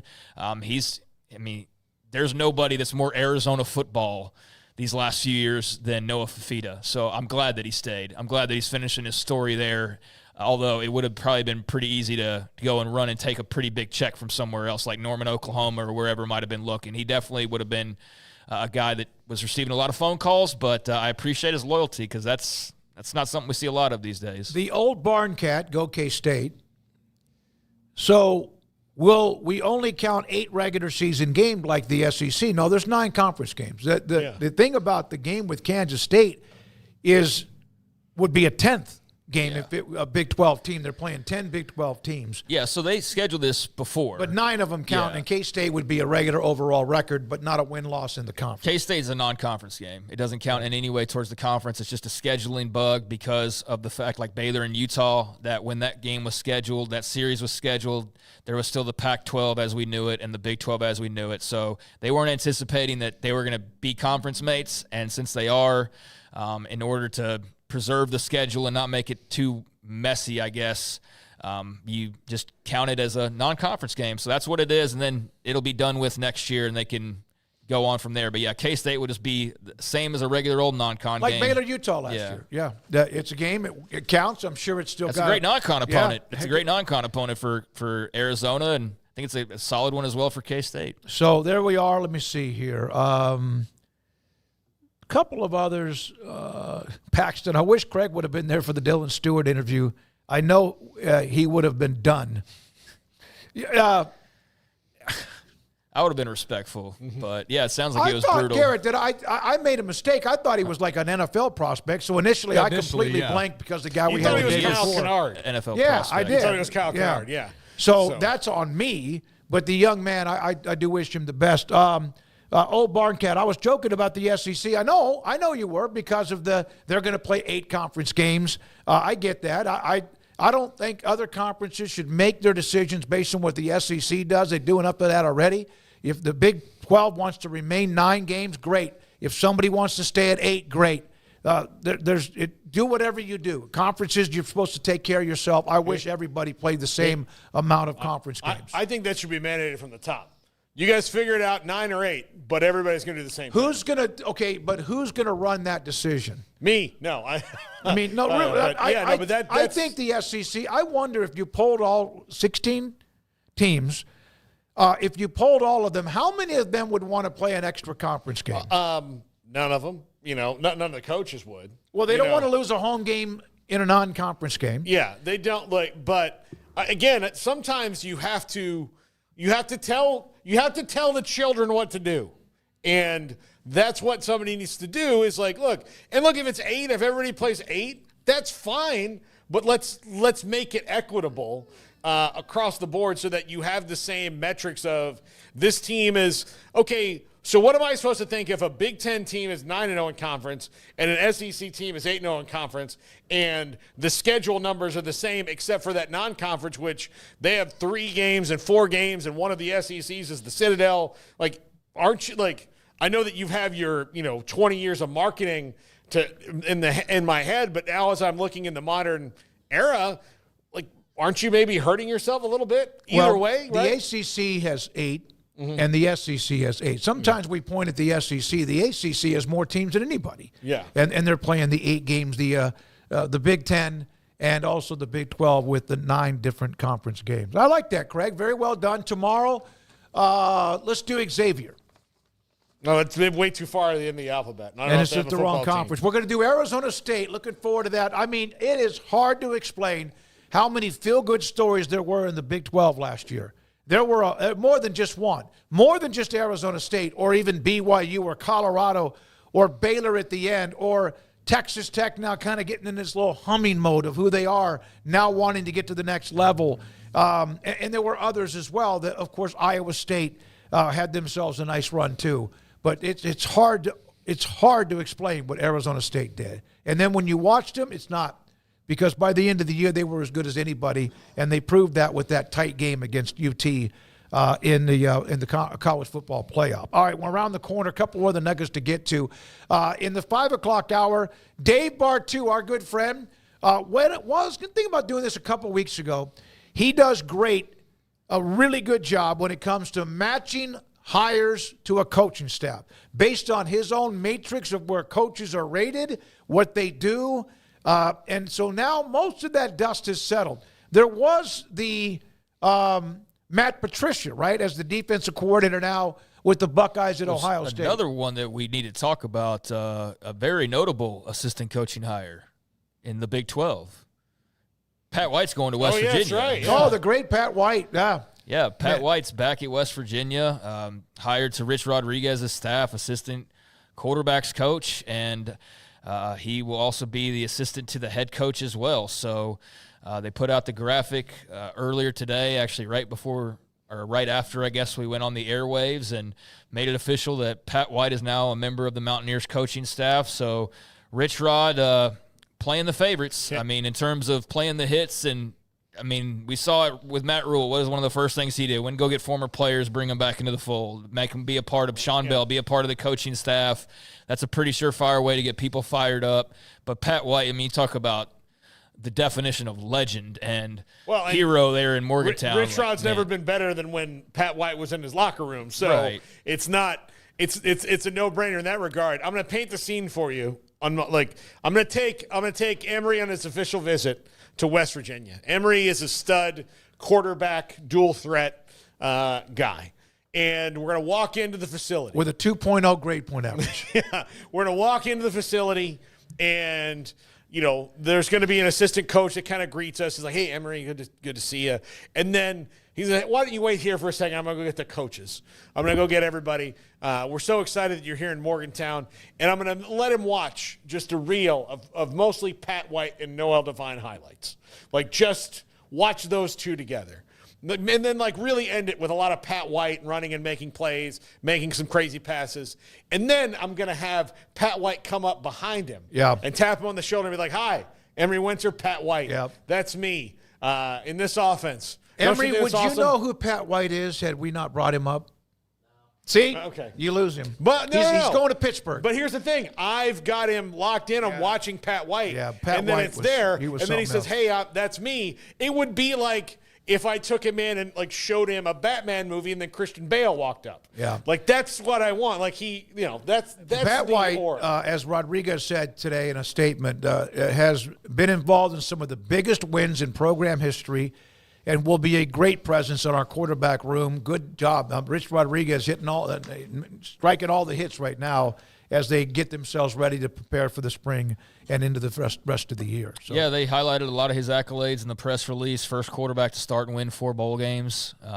So that's a pretty cool feat that hadn't been accomplished prior to that. He's been around as an assistant coach, so this isn't like some brand new thing for him where he's just coming off the streets. He's the NFL last year, so big-time star back in the program and helping his old coach and all the other alums, McAfee and everybody else. I mean, there's as much energy as I can remember around Morgantown and West Virginia football. That's positive energy as there has been in several years. So we'll see if it all pays off and they can rekindle, turn that nostalgia into actual results like they got back then. But they're certainly making it an exciting offseason for a lot of West Virginia fans, and that's pretty cool to see that. Yep, I agree with that. I did not know about that, Craig, what you brought up.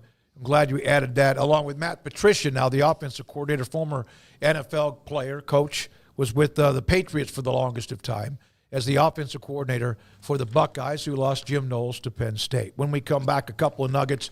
5 o'clock hour, Dave Bartoo. In fact, no, he will be next. College Football Matrix. Of all of the coaching staff changes, moves, losses, additions, who's done the best? Who has reloaded the best or been able to react the best? All of that and more. Dave Bartoo will join us. 365 Sports.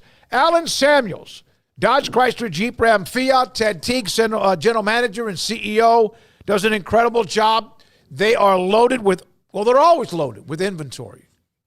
Ram trucks, SUVs, Jeep, and of course, what you need.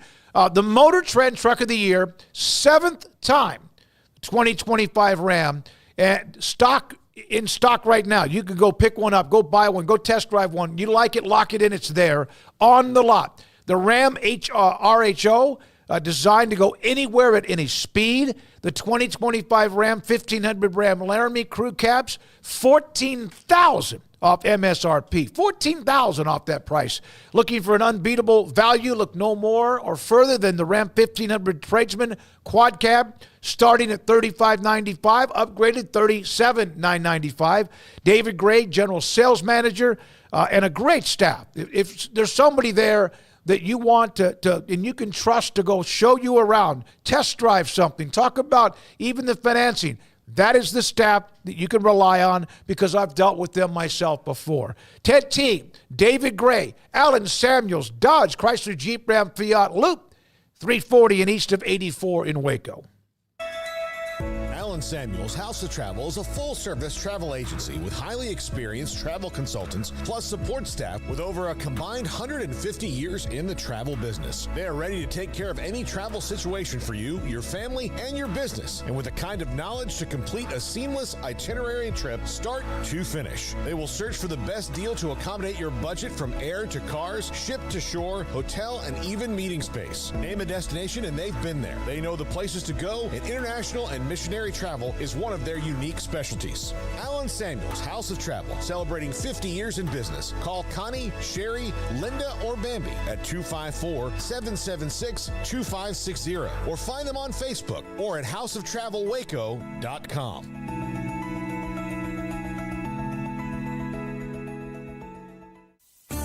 There are 26 letters in the alphabet, over 600,000 words in the dictionary, and just 3 of them said together can change everything.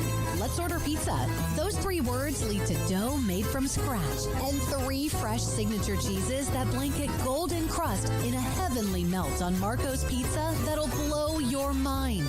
So visit Marcos.com to order and stop by Marco's Pizza in Belmead, China Spring, Woodway, and in Robinson. Marco's. Pizza lovers get it.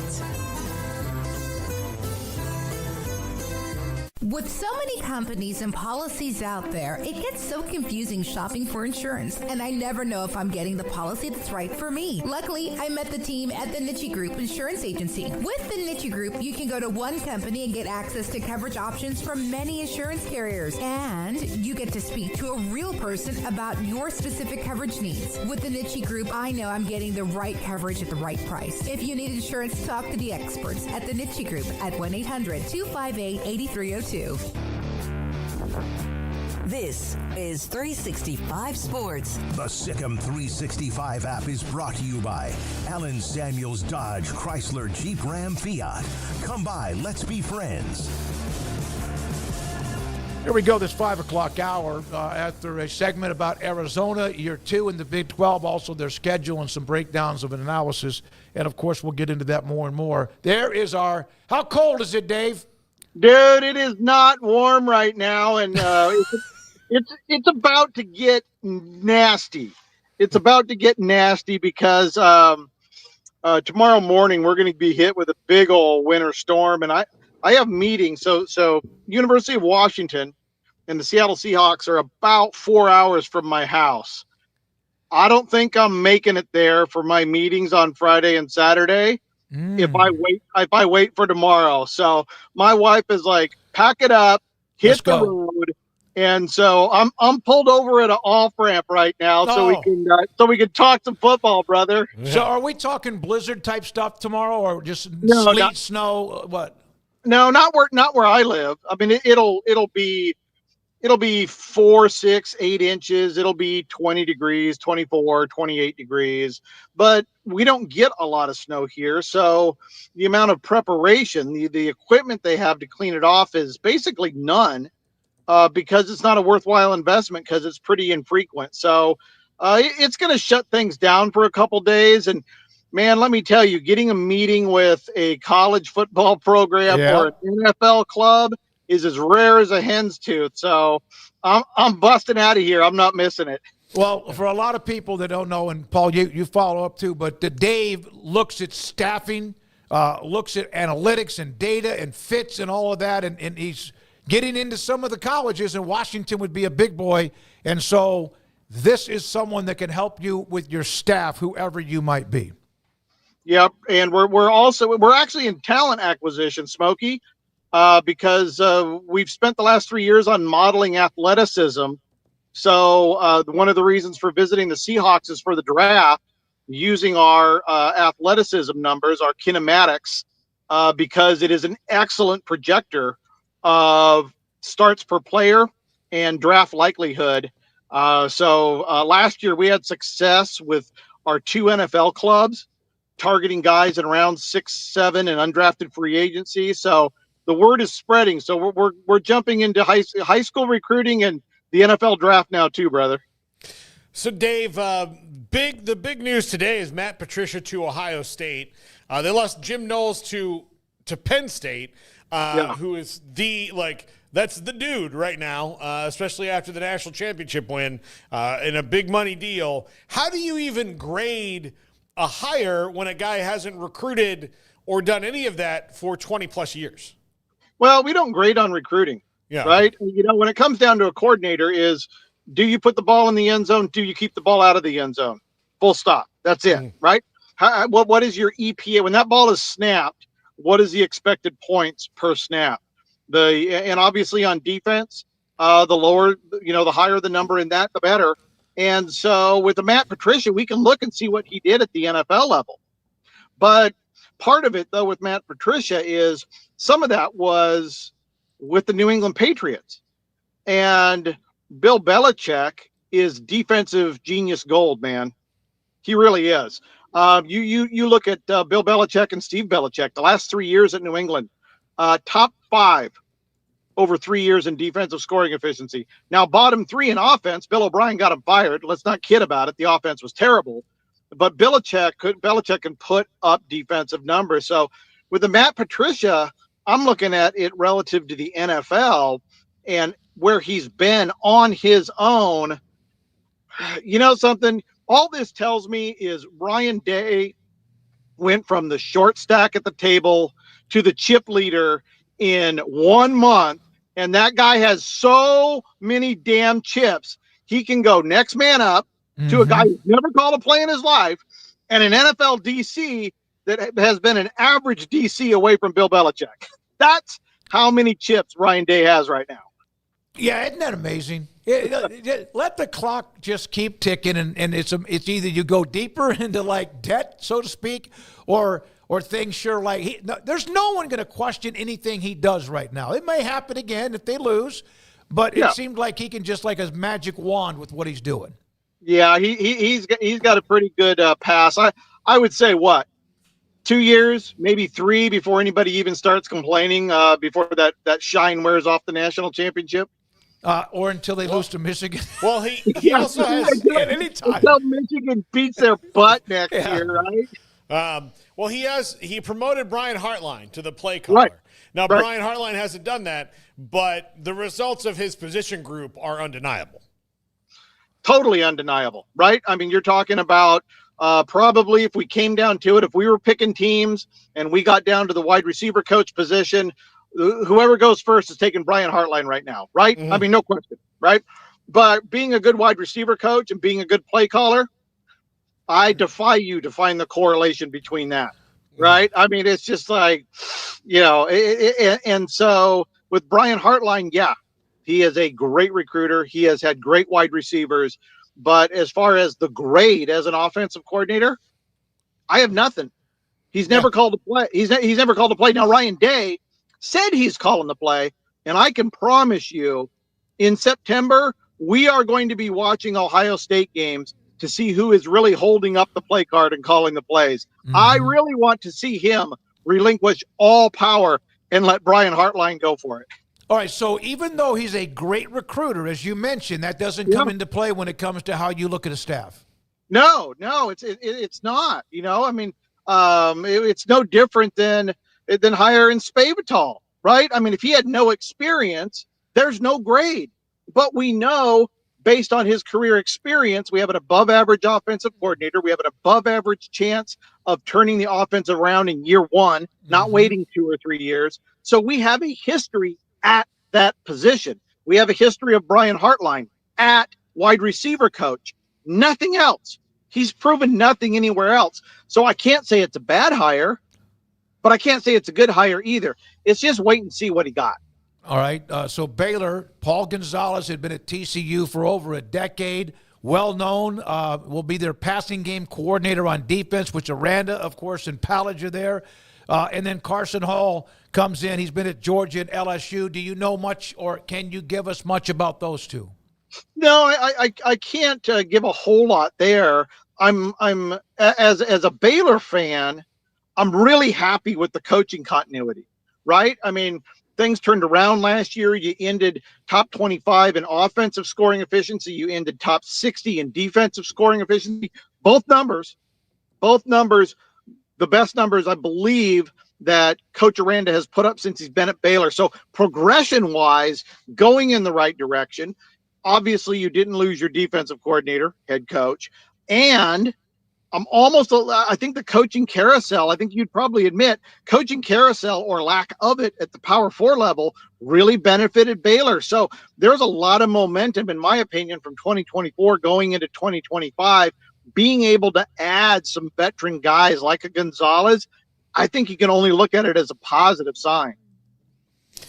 Dave, to Jim Knowles going to replace Tom Allen, who went to Clemson. How do you look at that chain of things? Because Penn State had a really good defense last year. Now Jim Knowles is the hot name, and then Tom Allen goes to Clemson. How do you grade all that? Okay, so Tom Allen, for his career as a defensive coordinator, is really a 3-star guy. I know he had a great year at Penn State, but that's not what the norm is for Coach Allen. I mean, he's above average, but a lot of people want to say, oh, that's a rock star hire for Clemson. No, Brent Venables is a rock star hire for Clemson. I think with this one, I'm not excited about it, okay? I'm really not excited about it from a Clemson standpoint. On the Penn State side, I mean, you got to love it that they went out and stole the guy from Ohio State. But Jim Knowles' defense is very complex. And the one thing we know about it is the first year struggles. So a lot of Penn State fans are going, woo, national championship, baby. We're going to win with Jim Knowles. No, your defense is probably going to take a step back because it takes 2 or 3 years for him to get his traction. What year was he at Ohio State? Year three. Year 3. Year 1. Year 2 was better than year 1. Year 1 took a step back. Year 2 was better. Year 3 was number 1 in scoring efficiency going into the national title game. So it took 3 years. So if a Penn State fan is listening right now thinking that Jim Knowles is lightning in a bottle, he has never been lightning in a bottle in year 1. If you're excited about it, that's cool, but it's going to take 2 or 3 years, I believe, or at least that's what I would bet on based on his pattern. But is there any addition to subtraction by taking it away from the team that's the best team in your conference? Oh, well, what does Ohio State fan care? Yeah, right? No, yeah. I mean, what do they care? What do they care? I was actually hoping that Ryan Day would go steal Ryan Walters from Washington, and we would just have this big poaching ladder in the Big Ten. Penn State, I think it's going to be pretty normal. I don't think you're going to see results of that till 2026, 2027. They got a good offensive coordinator. Ohio State still vastly out-recruits them. Ryan Day still a better graded head coach. But I think Ohio State is going to take a step back offensively and defensively this year with all of this coaching churn.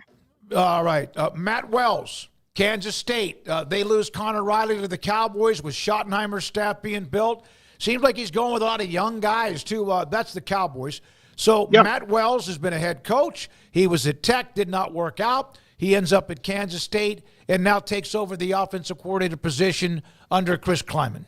It's internally, we've had a lot of argument about Matt Wells because at Utah State, I felt inside the numbers, me reading the tea leaves, I thought Matt Wells was really good. Some of my colleagues were like, yeah, above average, but not as good as I liked him.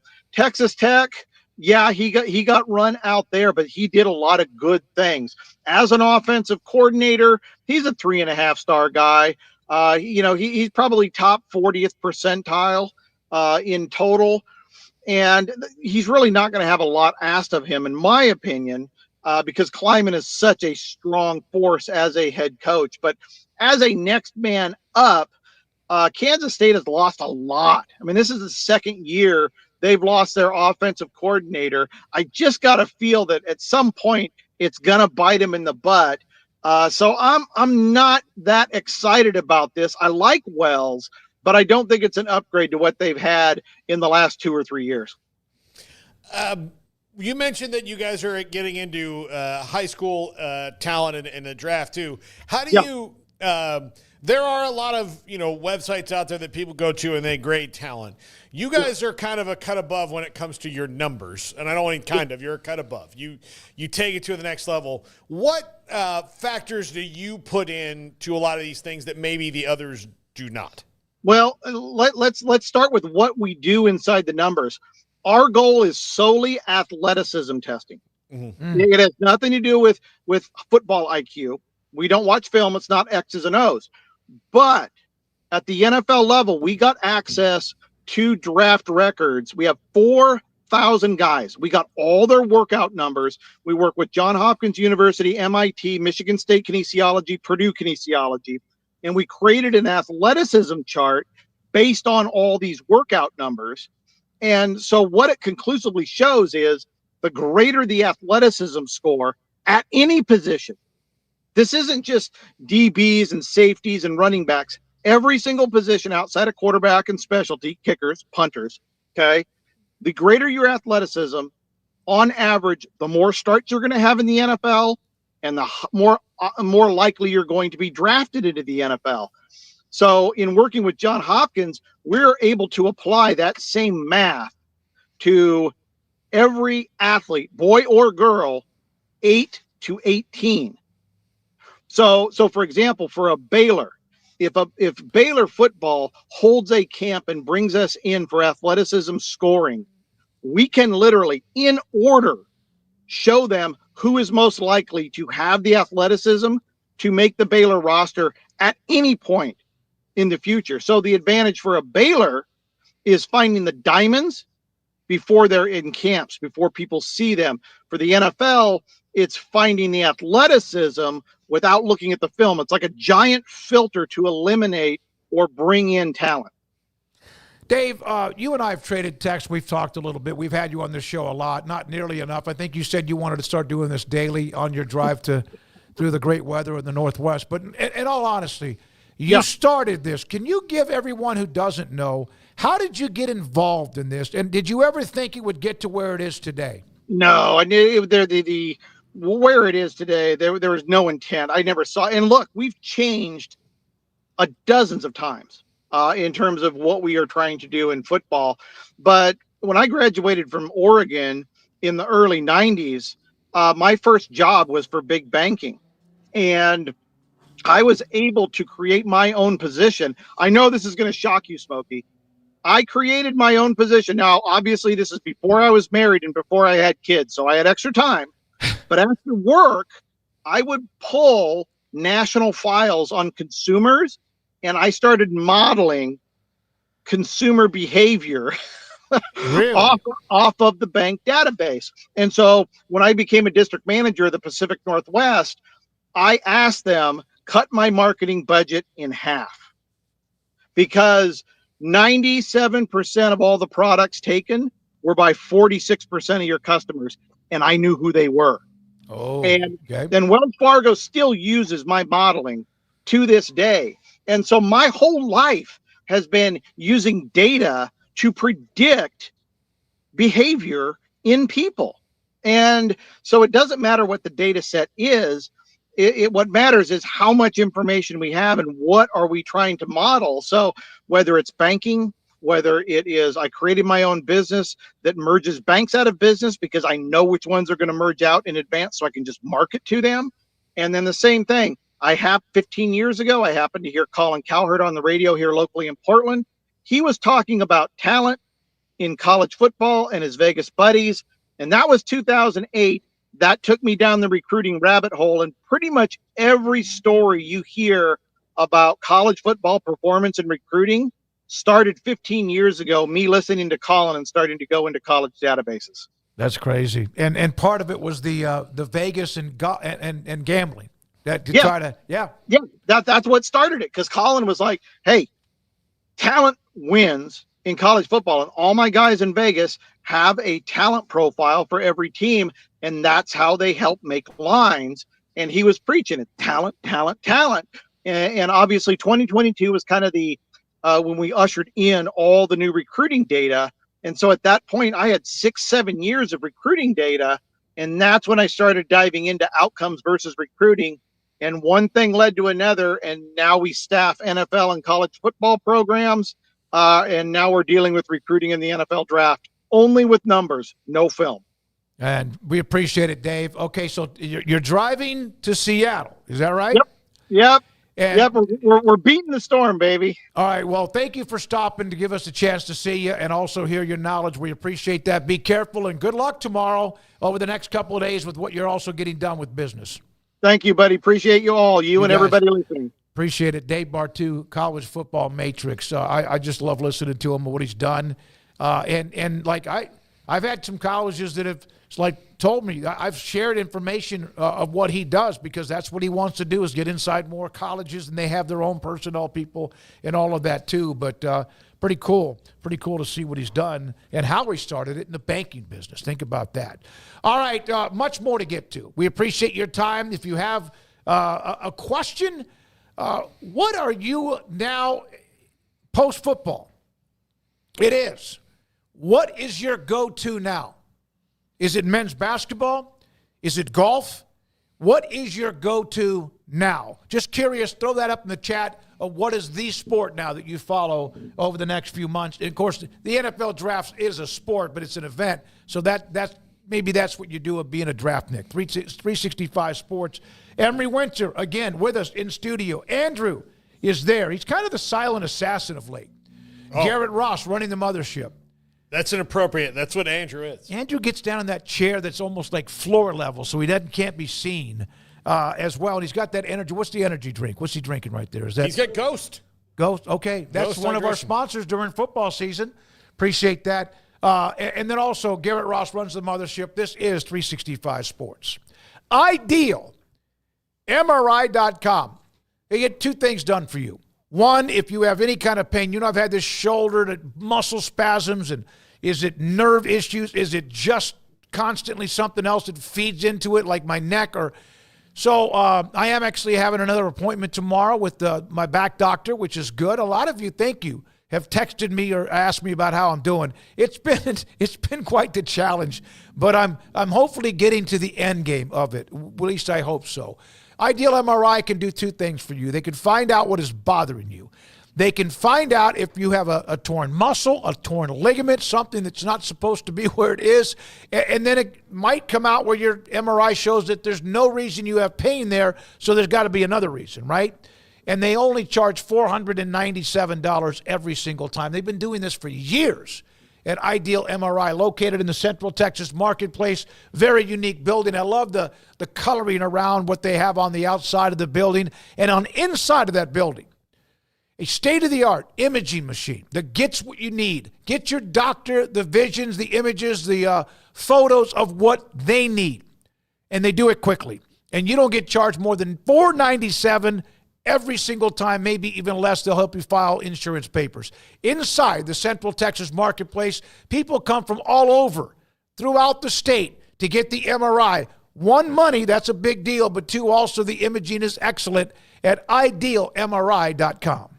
In Texas, there's pea-size hail and baseball-size hail. Guess which one hit our house? We didn't even know where to begin, but we called our Texas Farm Bureau insurance agent, and he was so reassuring. He knew exactly what to do to get our house back into shape and our lives back to normal. Now, we're even more thankful for the roof over our heads. Stop by and see our agents at one of our 3 McLennan County locations.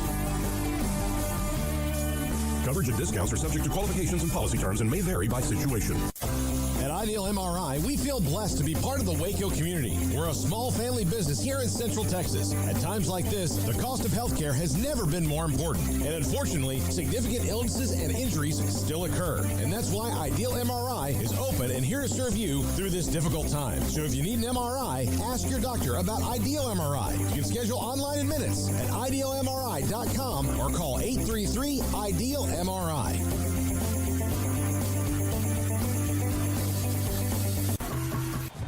Baylor alumni are more than 160,000 strong.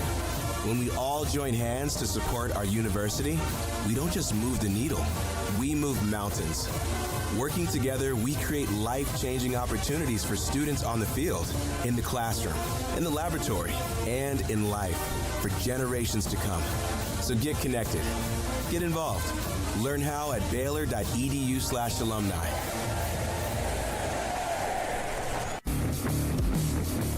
This is 365 Sports, powered by Sikkim365.com. This segment is brought to you by Bud Light. Enjoy the smooth, crisp taste of Bud Light beer. Easy to drink, easy to enjoy. College basketball, of course, could be that one sport that you are now focused in on. Whether your team's playing well or not, that remains to be seen. Paul, what is the sport you jump into? I get into college basketball a lot. I get into the NBA and NHL in April when the playoffs kick up because it's just so exciting. Like it's better then. Like the NBA, I'm interested in from like March 30th to June 10th. You know, NHL I'll watch during the year a little bit, but not like Garrett. But I'll watch during the playoffs because there's no better playoffs than that. So that's it. And then once baseball season starts, that's my allegiance. So, Craig, I don't have one. I mean, baseball when it rolls around, I'll watch some of that. I'll have the Rangers on as background or just as a focus, depending on what game, who's pitching, things like that. But the NBA is dead to me, and the NHL, I'm not going to pretend like I'm some avid watcher. I like. You know, everybody else says the same. The Stanley Cup playoffs are the greatest thing, and they are. And those are going to be fun again this year. I'll watch some of that. You know, I might dabble a little bit in the Stars, but I'm just not like a big hockey consumer. So I really don't have anything until baseball starts, really. And, that's only so interesting to an extent in the regular season with as long as it is. So for me, the focus still, in a lot of ways, remains on like college football or pro football. But without that, I don't have a lot of things to pivot to. Yeah, I think I go to what is the flavor of the week, whether it could be. And I'm not a huge race car fan. Don't get me wrong, but I've always felt like I was pretty good about keeping up with what was going on with NASCAR, the whatever. So the Daytona 500 into the horse racing, Triple Crowns. But mine's baseball. Mine will be baseball. I will watch everything when it comes to the tournament, but baseball is my next sport. College basketball, I didn't mention that. I've said, off the air at least, basketball, I love basketball growing up, and that's waned as the years have gone on.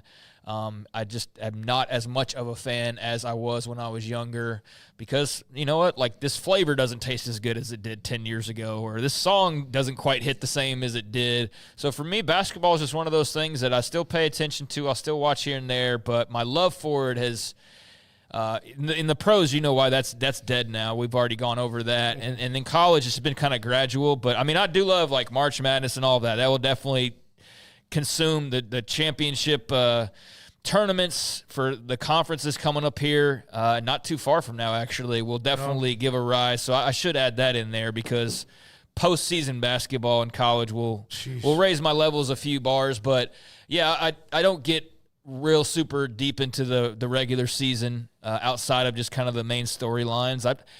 Honestly, man, like when you were like in a, I guess, more of a regular sports radio kind of a thing, like you sort of felt like you had to follow every single thing. Yep. You know what I mean? Yep. It was a show that the content for me forever was still the Cowboys in the NFL, but college football. But yeah, you had to. Well, you kind of had to follow everything, and now I think it's just a little bit different, where you can almost talk a couple of things pretty exclusively, depending on how you do it. And I mean, we could definitely talk college. I mean, we do talk college football year round, but we could we could dabble in the NFL and we'll dabble in the NBA or something like that from time to time. But it's just not as much of like I feel the need to like have to know everything that's going on about every single thing all the time, as though I'm appearing on Pardon the Interruption in an hour, and I need to know about Messi and I need to know about like the Four Nations? See, I'm paying attention. Yeah, buddy. Starts tonight. Yeah, or the NBA play-in turn, or whatever the various things are out there. But, I still keep my head around all things. I just don't consume it as much as I used to. Did I see where Liverpool lost in the last few days to some unknown franchise that was a shocking thing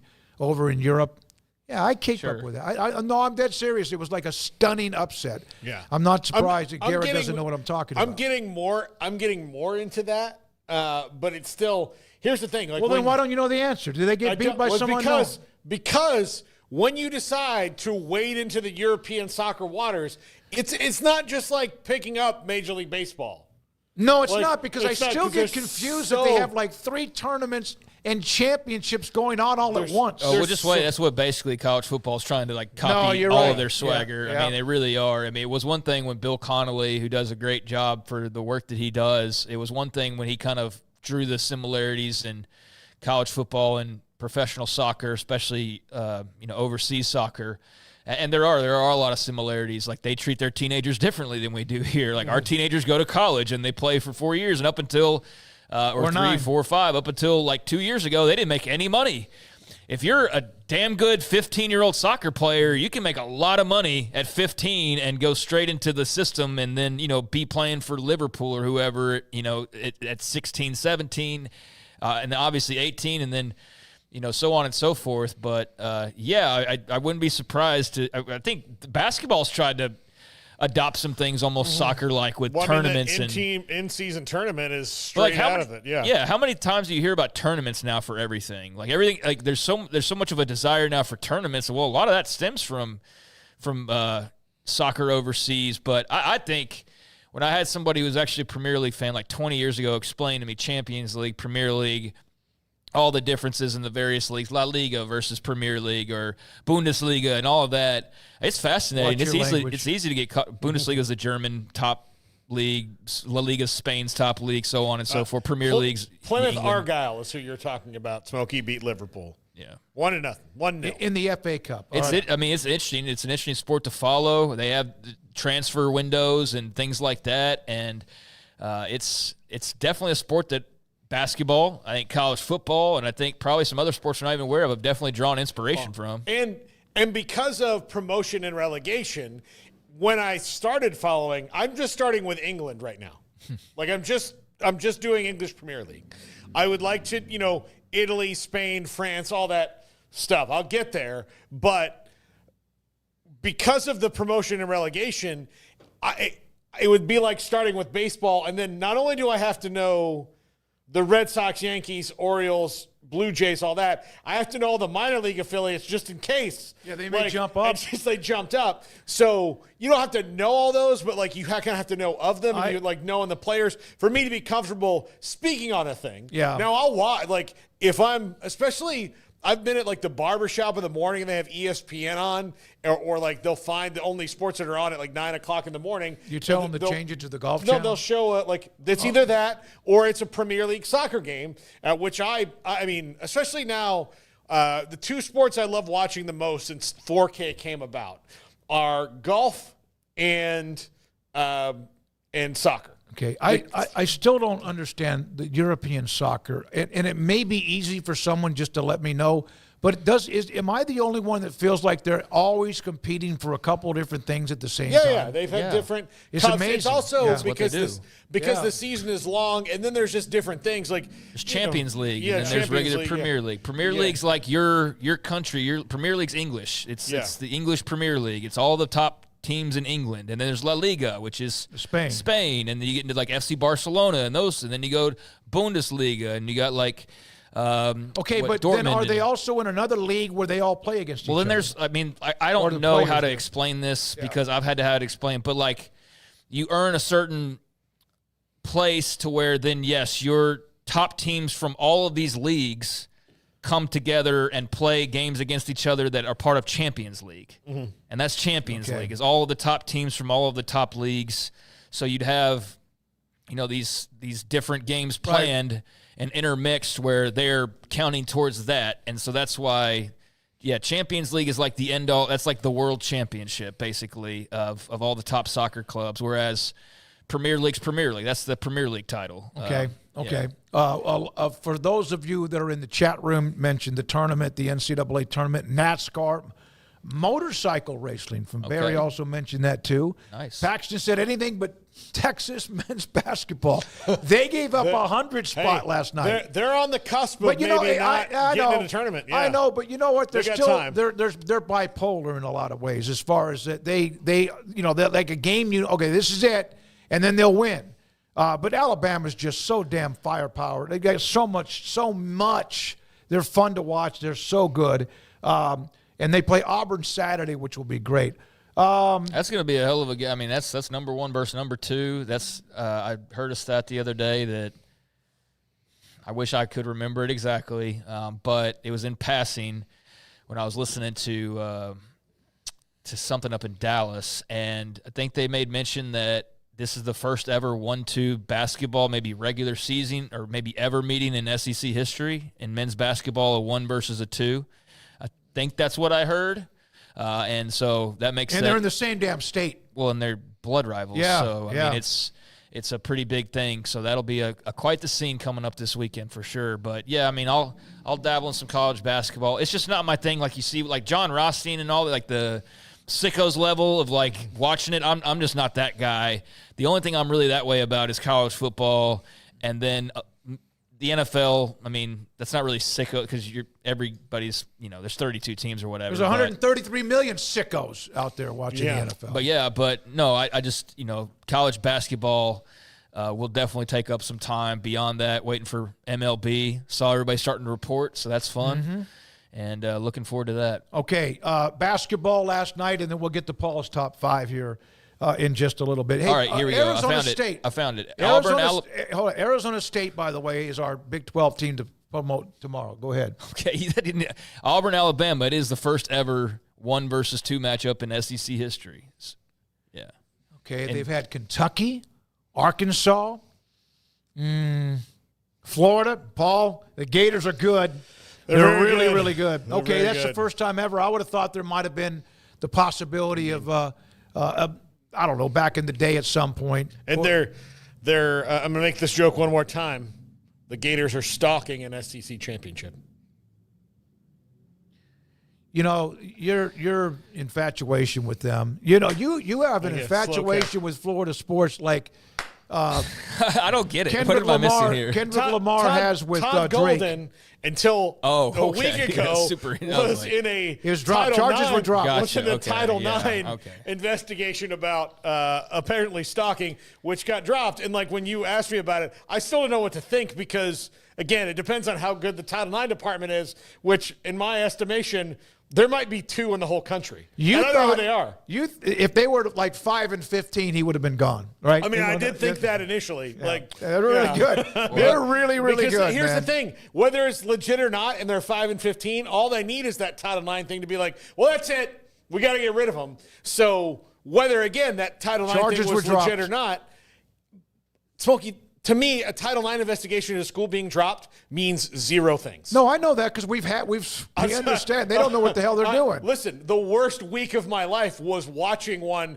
that was dropped and watching that girl testify to how, like, oh, well, maybe somebody dropped the damn ball here on this thing that wasn't qualified to investigate it. Are you talking about Jameis? No, I'm talking about Sam.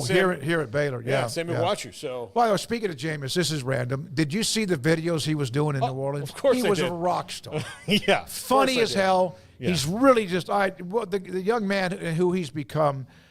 Great football player, but he is so much fun to kind of keep up with along the way. Big 12 last night. Iowa State went on the road and won by 12 at UCF. But how about freaking Jerome Tang and Kansas State? They're not just winning. They've now won, what was it? Is it 7 straight? Mm-hmm. They've now won 7 straight or whatever it is, 5 or 6 straight. They beat Arizona 73-70. They're beating teams ranked inside the top 10 and the top 15, top 20 during this stretch since they lost at Baylor here back on what was the 22nd of January. Yeah, they have, and that was coming off losing like 10 out of 11 or something like that. They were in a bad stretch. So, now they've won 6 straight. They've won 6 straight. 6 straight, 7 and 6 in the conference. Yeah, and so because of that losing streak, though, and the way that they started out the season so poorly, they've put themselves in a position where they had to do this. They absolutely had to. Oh, they can't just stop now either. They can't. Yeah, they've got to finish a couple games over 500 on the way out on the back stretch, but.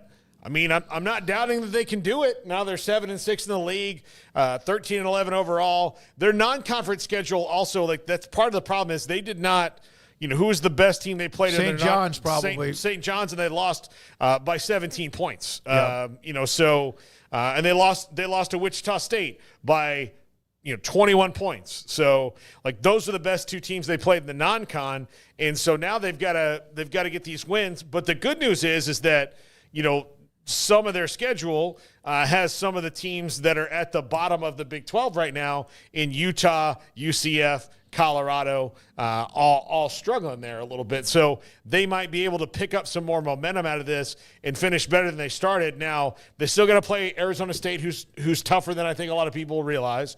They still have to play Cincinnati, and they end the season against Iowa State, which is going to be really, really really tough. They just hammered. Of course, they had someone coming back, but they've beaten 23, number 3, number 16, and number 13 in the last 6 wins to get themselves in a really good spot at the top half of the Big 12. So there's that from the Big 12 last night. Kansas State continues their tremendous role. Kansas, they needed just to win a game. They did. They beat Colorado by 12. Cincinnati is a 10-point winner against Utah at home, and BYU beat West Virginia 73-69. Nice win for BYU, puts them above 500 in the conference at 7-6. So there we are with that. And Houston now leads the Big 12. Now leads the Big 12 with the loss last night by Arizona to Kansas State. We're trying to get Jerome Tang on the show. Hopefully we'll get him on at some point either today or sometime tomorrow. So there we are with that. Now, in the top 25 last night in basketball, we mentioned, and Paxton sent me a note.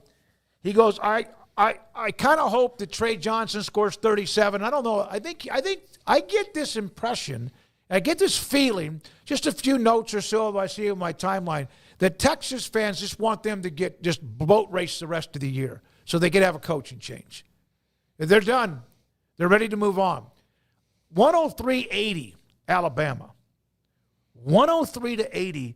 And, I mean, they just score and they score and they score. They make you play so sloppy because they're so athletic. Auburn won, so you have number 1 and number 2 saved again for coming up on Saturday. Kentucky, top 25 win against Tennessee. Tennessee now with 5 losses in the SEC. All right, when we come back, Paul Catalina and his top 5. This is 365 Sports. Richard Carr, Buick GMC Cadillac, they are the people you can count on for great deals, great customer service, new and pre-owned vehicles, whatever it is you're looking to get done. Work on your car. They can do that for you as well over at Richard Carr, Buick GMC Cadillac. They are a company that I didn't know much about when I first moved to Waco, and then I got here and got into a vehicle and had some issues, and they're who I turned to. And they hooked me up on more than a couple of occasions, whether it was body work or oil change or just peace of mind. That was as valuable as anything sometimes, knowing that my car was going to be okay, and so they can do that for you as well. But they've got the New Year New Ride Savings event that's been going on, so if you are one of those people and what you're looking for is a new vehicle, well, they're there for you right now with all 2024 cars and trucks priced to move. Bring in your trade and make an offer on dozens of new 2024 trucks and SUVs on the lot right now. That includes saving $11,000 on a 2024 GMC Sierra SLT with a qualified trade-in. They've also got the car driver editor's choice if you're looking for something a little bit different. The all-new Buick Envista in stock right now at Richard Carr, also under $25,000 at $24,795. So whatever it is you're looking to get done with the new vehicles, trade-ins, car worked on, get your year started right. A new ride, the New Year New Ride Savings event at Richard Carr, locally owned, locally run. Richard Carr has been a part of this community for over 40 years, doing business in Waco with a dealership and people who give back to Baylor and the Waco community is in your best interest. So deal with the people you can count on over at Richard Carr, Buick GMC Cadillac.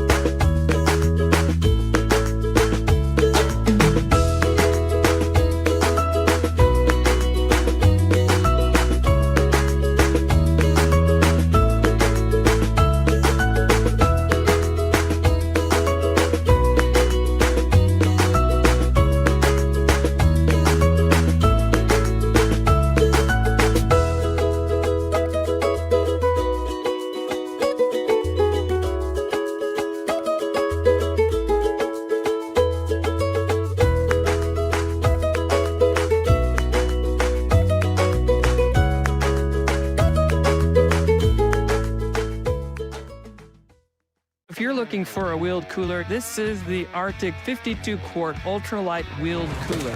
I hauled it on a deck, I hauled it downstairs, upstairs, grass, gravel, sandy road, mud puddles, the whole bit. And I gotta say, it is pretty darn tough. I really do like the wheels and the tow handle. It's easy to hold on to, even when full. It made it 6 full days with ice present, still keeping cool enough temperatures to keep drinks cold.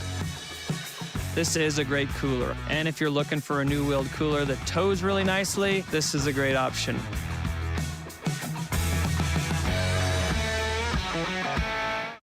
If your business is like most, you need things done quickly. But if you're still tying your critical applications together on multiple shared public networks, you've probably been feeling the slowdown. And that's no good for business. A private UPN fiber network can get you and your business moving at the speed of light. Whatever you need, we can build it. Internet, Metro Ethernet, Waves, dark fiber. We deliver custom private networks and are focused on business customers only.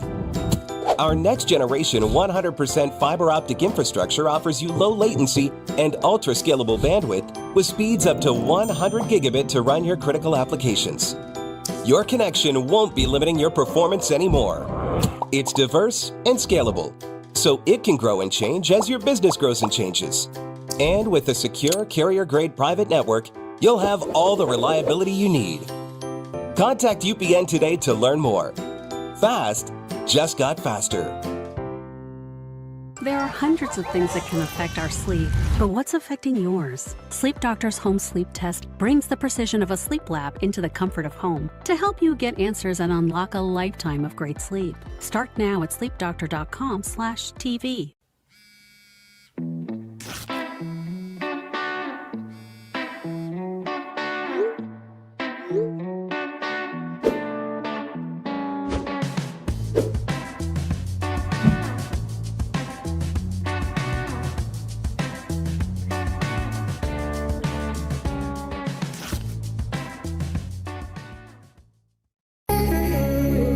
It's time for Paul Catalina's Top 5, brought to you by Texas Beef House. Where's the best beef in Texas? Your house when you order from Texas Beef House. Unleash the flavor of Texas-raised Wagyu. From our pasture to your plate, TexasBeefHouse.com. Welcome into Paul Catalina's Top 5.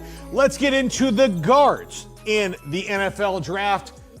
Let's go. Number 5.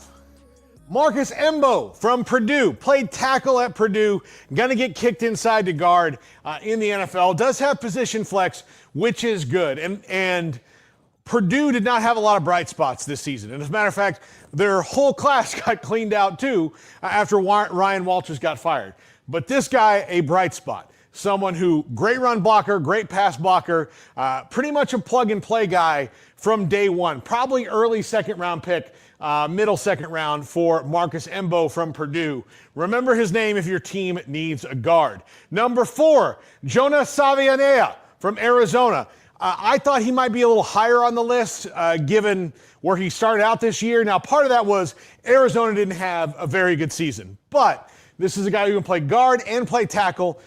Really projects more of a guard. You see these legs here and that body style. That's a guard body style in the NFL. Also, an important thing to note about Jonah here, that Captain C right there. He is one of the best leaders on that team, was consistent throughout his career, leading the team, dominating the run game, dominating the pass game. Noah Fafita will miss him almost as much, if not more, than he misses Tataroa McMillan. Number 3, Donovan Jackson from Ohio State. If you watch any of the top 5 the last couple of months or the show, you know how much I like Donovan Jackson.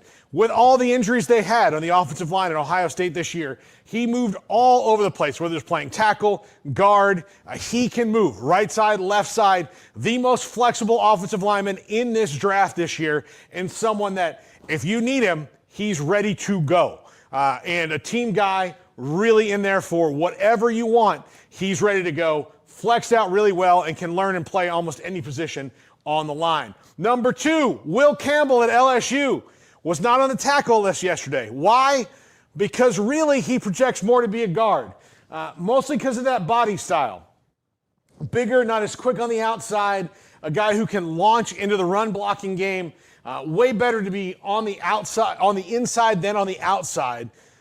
Now, some people may put him at tackle, some people may put him at guard. He's probably going to wind up on the inside for the majority of his NFL career because of the way he's built. He's not super fast and quick.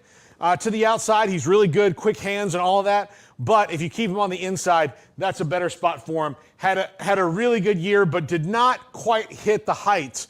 Garrett and I talked about it yesterday that people thought. And number 1, Tyler Booker from Alabama. One of the last Saban holdovers. This was one of the best guards in the country. Jalen Milroe didn't have any problem when Tyler Booker was there. Also played a little bit of center in his career as well. So he's got some position flex. And another thing to notice, look at that right there. That Captain C right there on his chest. So you know he's ready to go when you put him in the league. That's going to do it for the top 5. That's going to do it for the show. Smokey, please dismiss the class. Yeah, the C on the chest or the shoulder pads, the captain, that's always a pretty good deal. And we appreciate it, Paul, top 5. And tomorrow, we're back at it again every afternoon at 3, Paul, with the triple option at 1 o'clock tomorrow. But we'll have plenty for you tomorrow. and look forward to it as well. One note to close out with. So after the game, when Baylor lost to Houston, Monday night, some of Scott Drew was asked about just being in Houston, what Kelvin Sampson's done with his program. He said a perennial top 5 program, and Fertitta sounds like a library. That's someone who reacted to that's not what Scott Drew said, but what Scott Drew said, and that was a reaction to it, was this place has a great basketball history. You have an unbelievable coach, and I never hear many people roar for him when he's introduced prior to the game or whenever he's mentioned. So Scott Drew mentioned that, and a lot of Houston fans came back and, you're right. I mean, you don't take what you have for granted. And Scott Drew, of course, and Kelvin Sampson, incredibly close. And who hired Kelvin Sampson in Houston? Mack Rhodes. Mack Rhodes did when he was at Houston. My favorite thing about Kelvin Sampson is this career renaissance has come after the NCAA shoved him out and gave him a show cause penalty because he liked using the phone. Like that was what they got him on. Yeah, texting. So like the way that you would think the way that it was presented was that he was like dropping bags just right in front of people's houses, like the Adidas scandal was, but he was just texting more. And then the NCAA just said, well, this is dumb. Texting is different. What is a full text messages? So if you hit me up and say like, hey, do you want to come to play in Oklahoma where he was at the time? And I'm like, I don't know. Yeah, I guess. And then you're like, so what do you think? Huh? And you send another text like an emoji. Does that count? Like all those things. Yeah, it was. There was a time early on when I arrived here where there was a little bit of that when it came to Baylor in the NCAA, and they basically dropped that too. They were here for a year investigating off and on. And that's what they found. And that's what they got. Yeah, the texting, which is, again, by the time they discovered that or by the time they ruled on it, it was legal. I would feel stupid if I was here for a year and they're like, oh, so the texting is what we got? Great. All right, Craig Smoak and Paul Catalina, we appreciate you. Those of you in the chat watching on YouTube, 365 Sports, or at 365 Sports YT on Twitter, and, of course, Sikkim 365 app.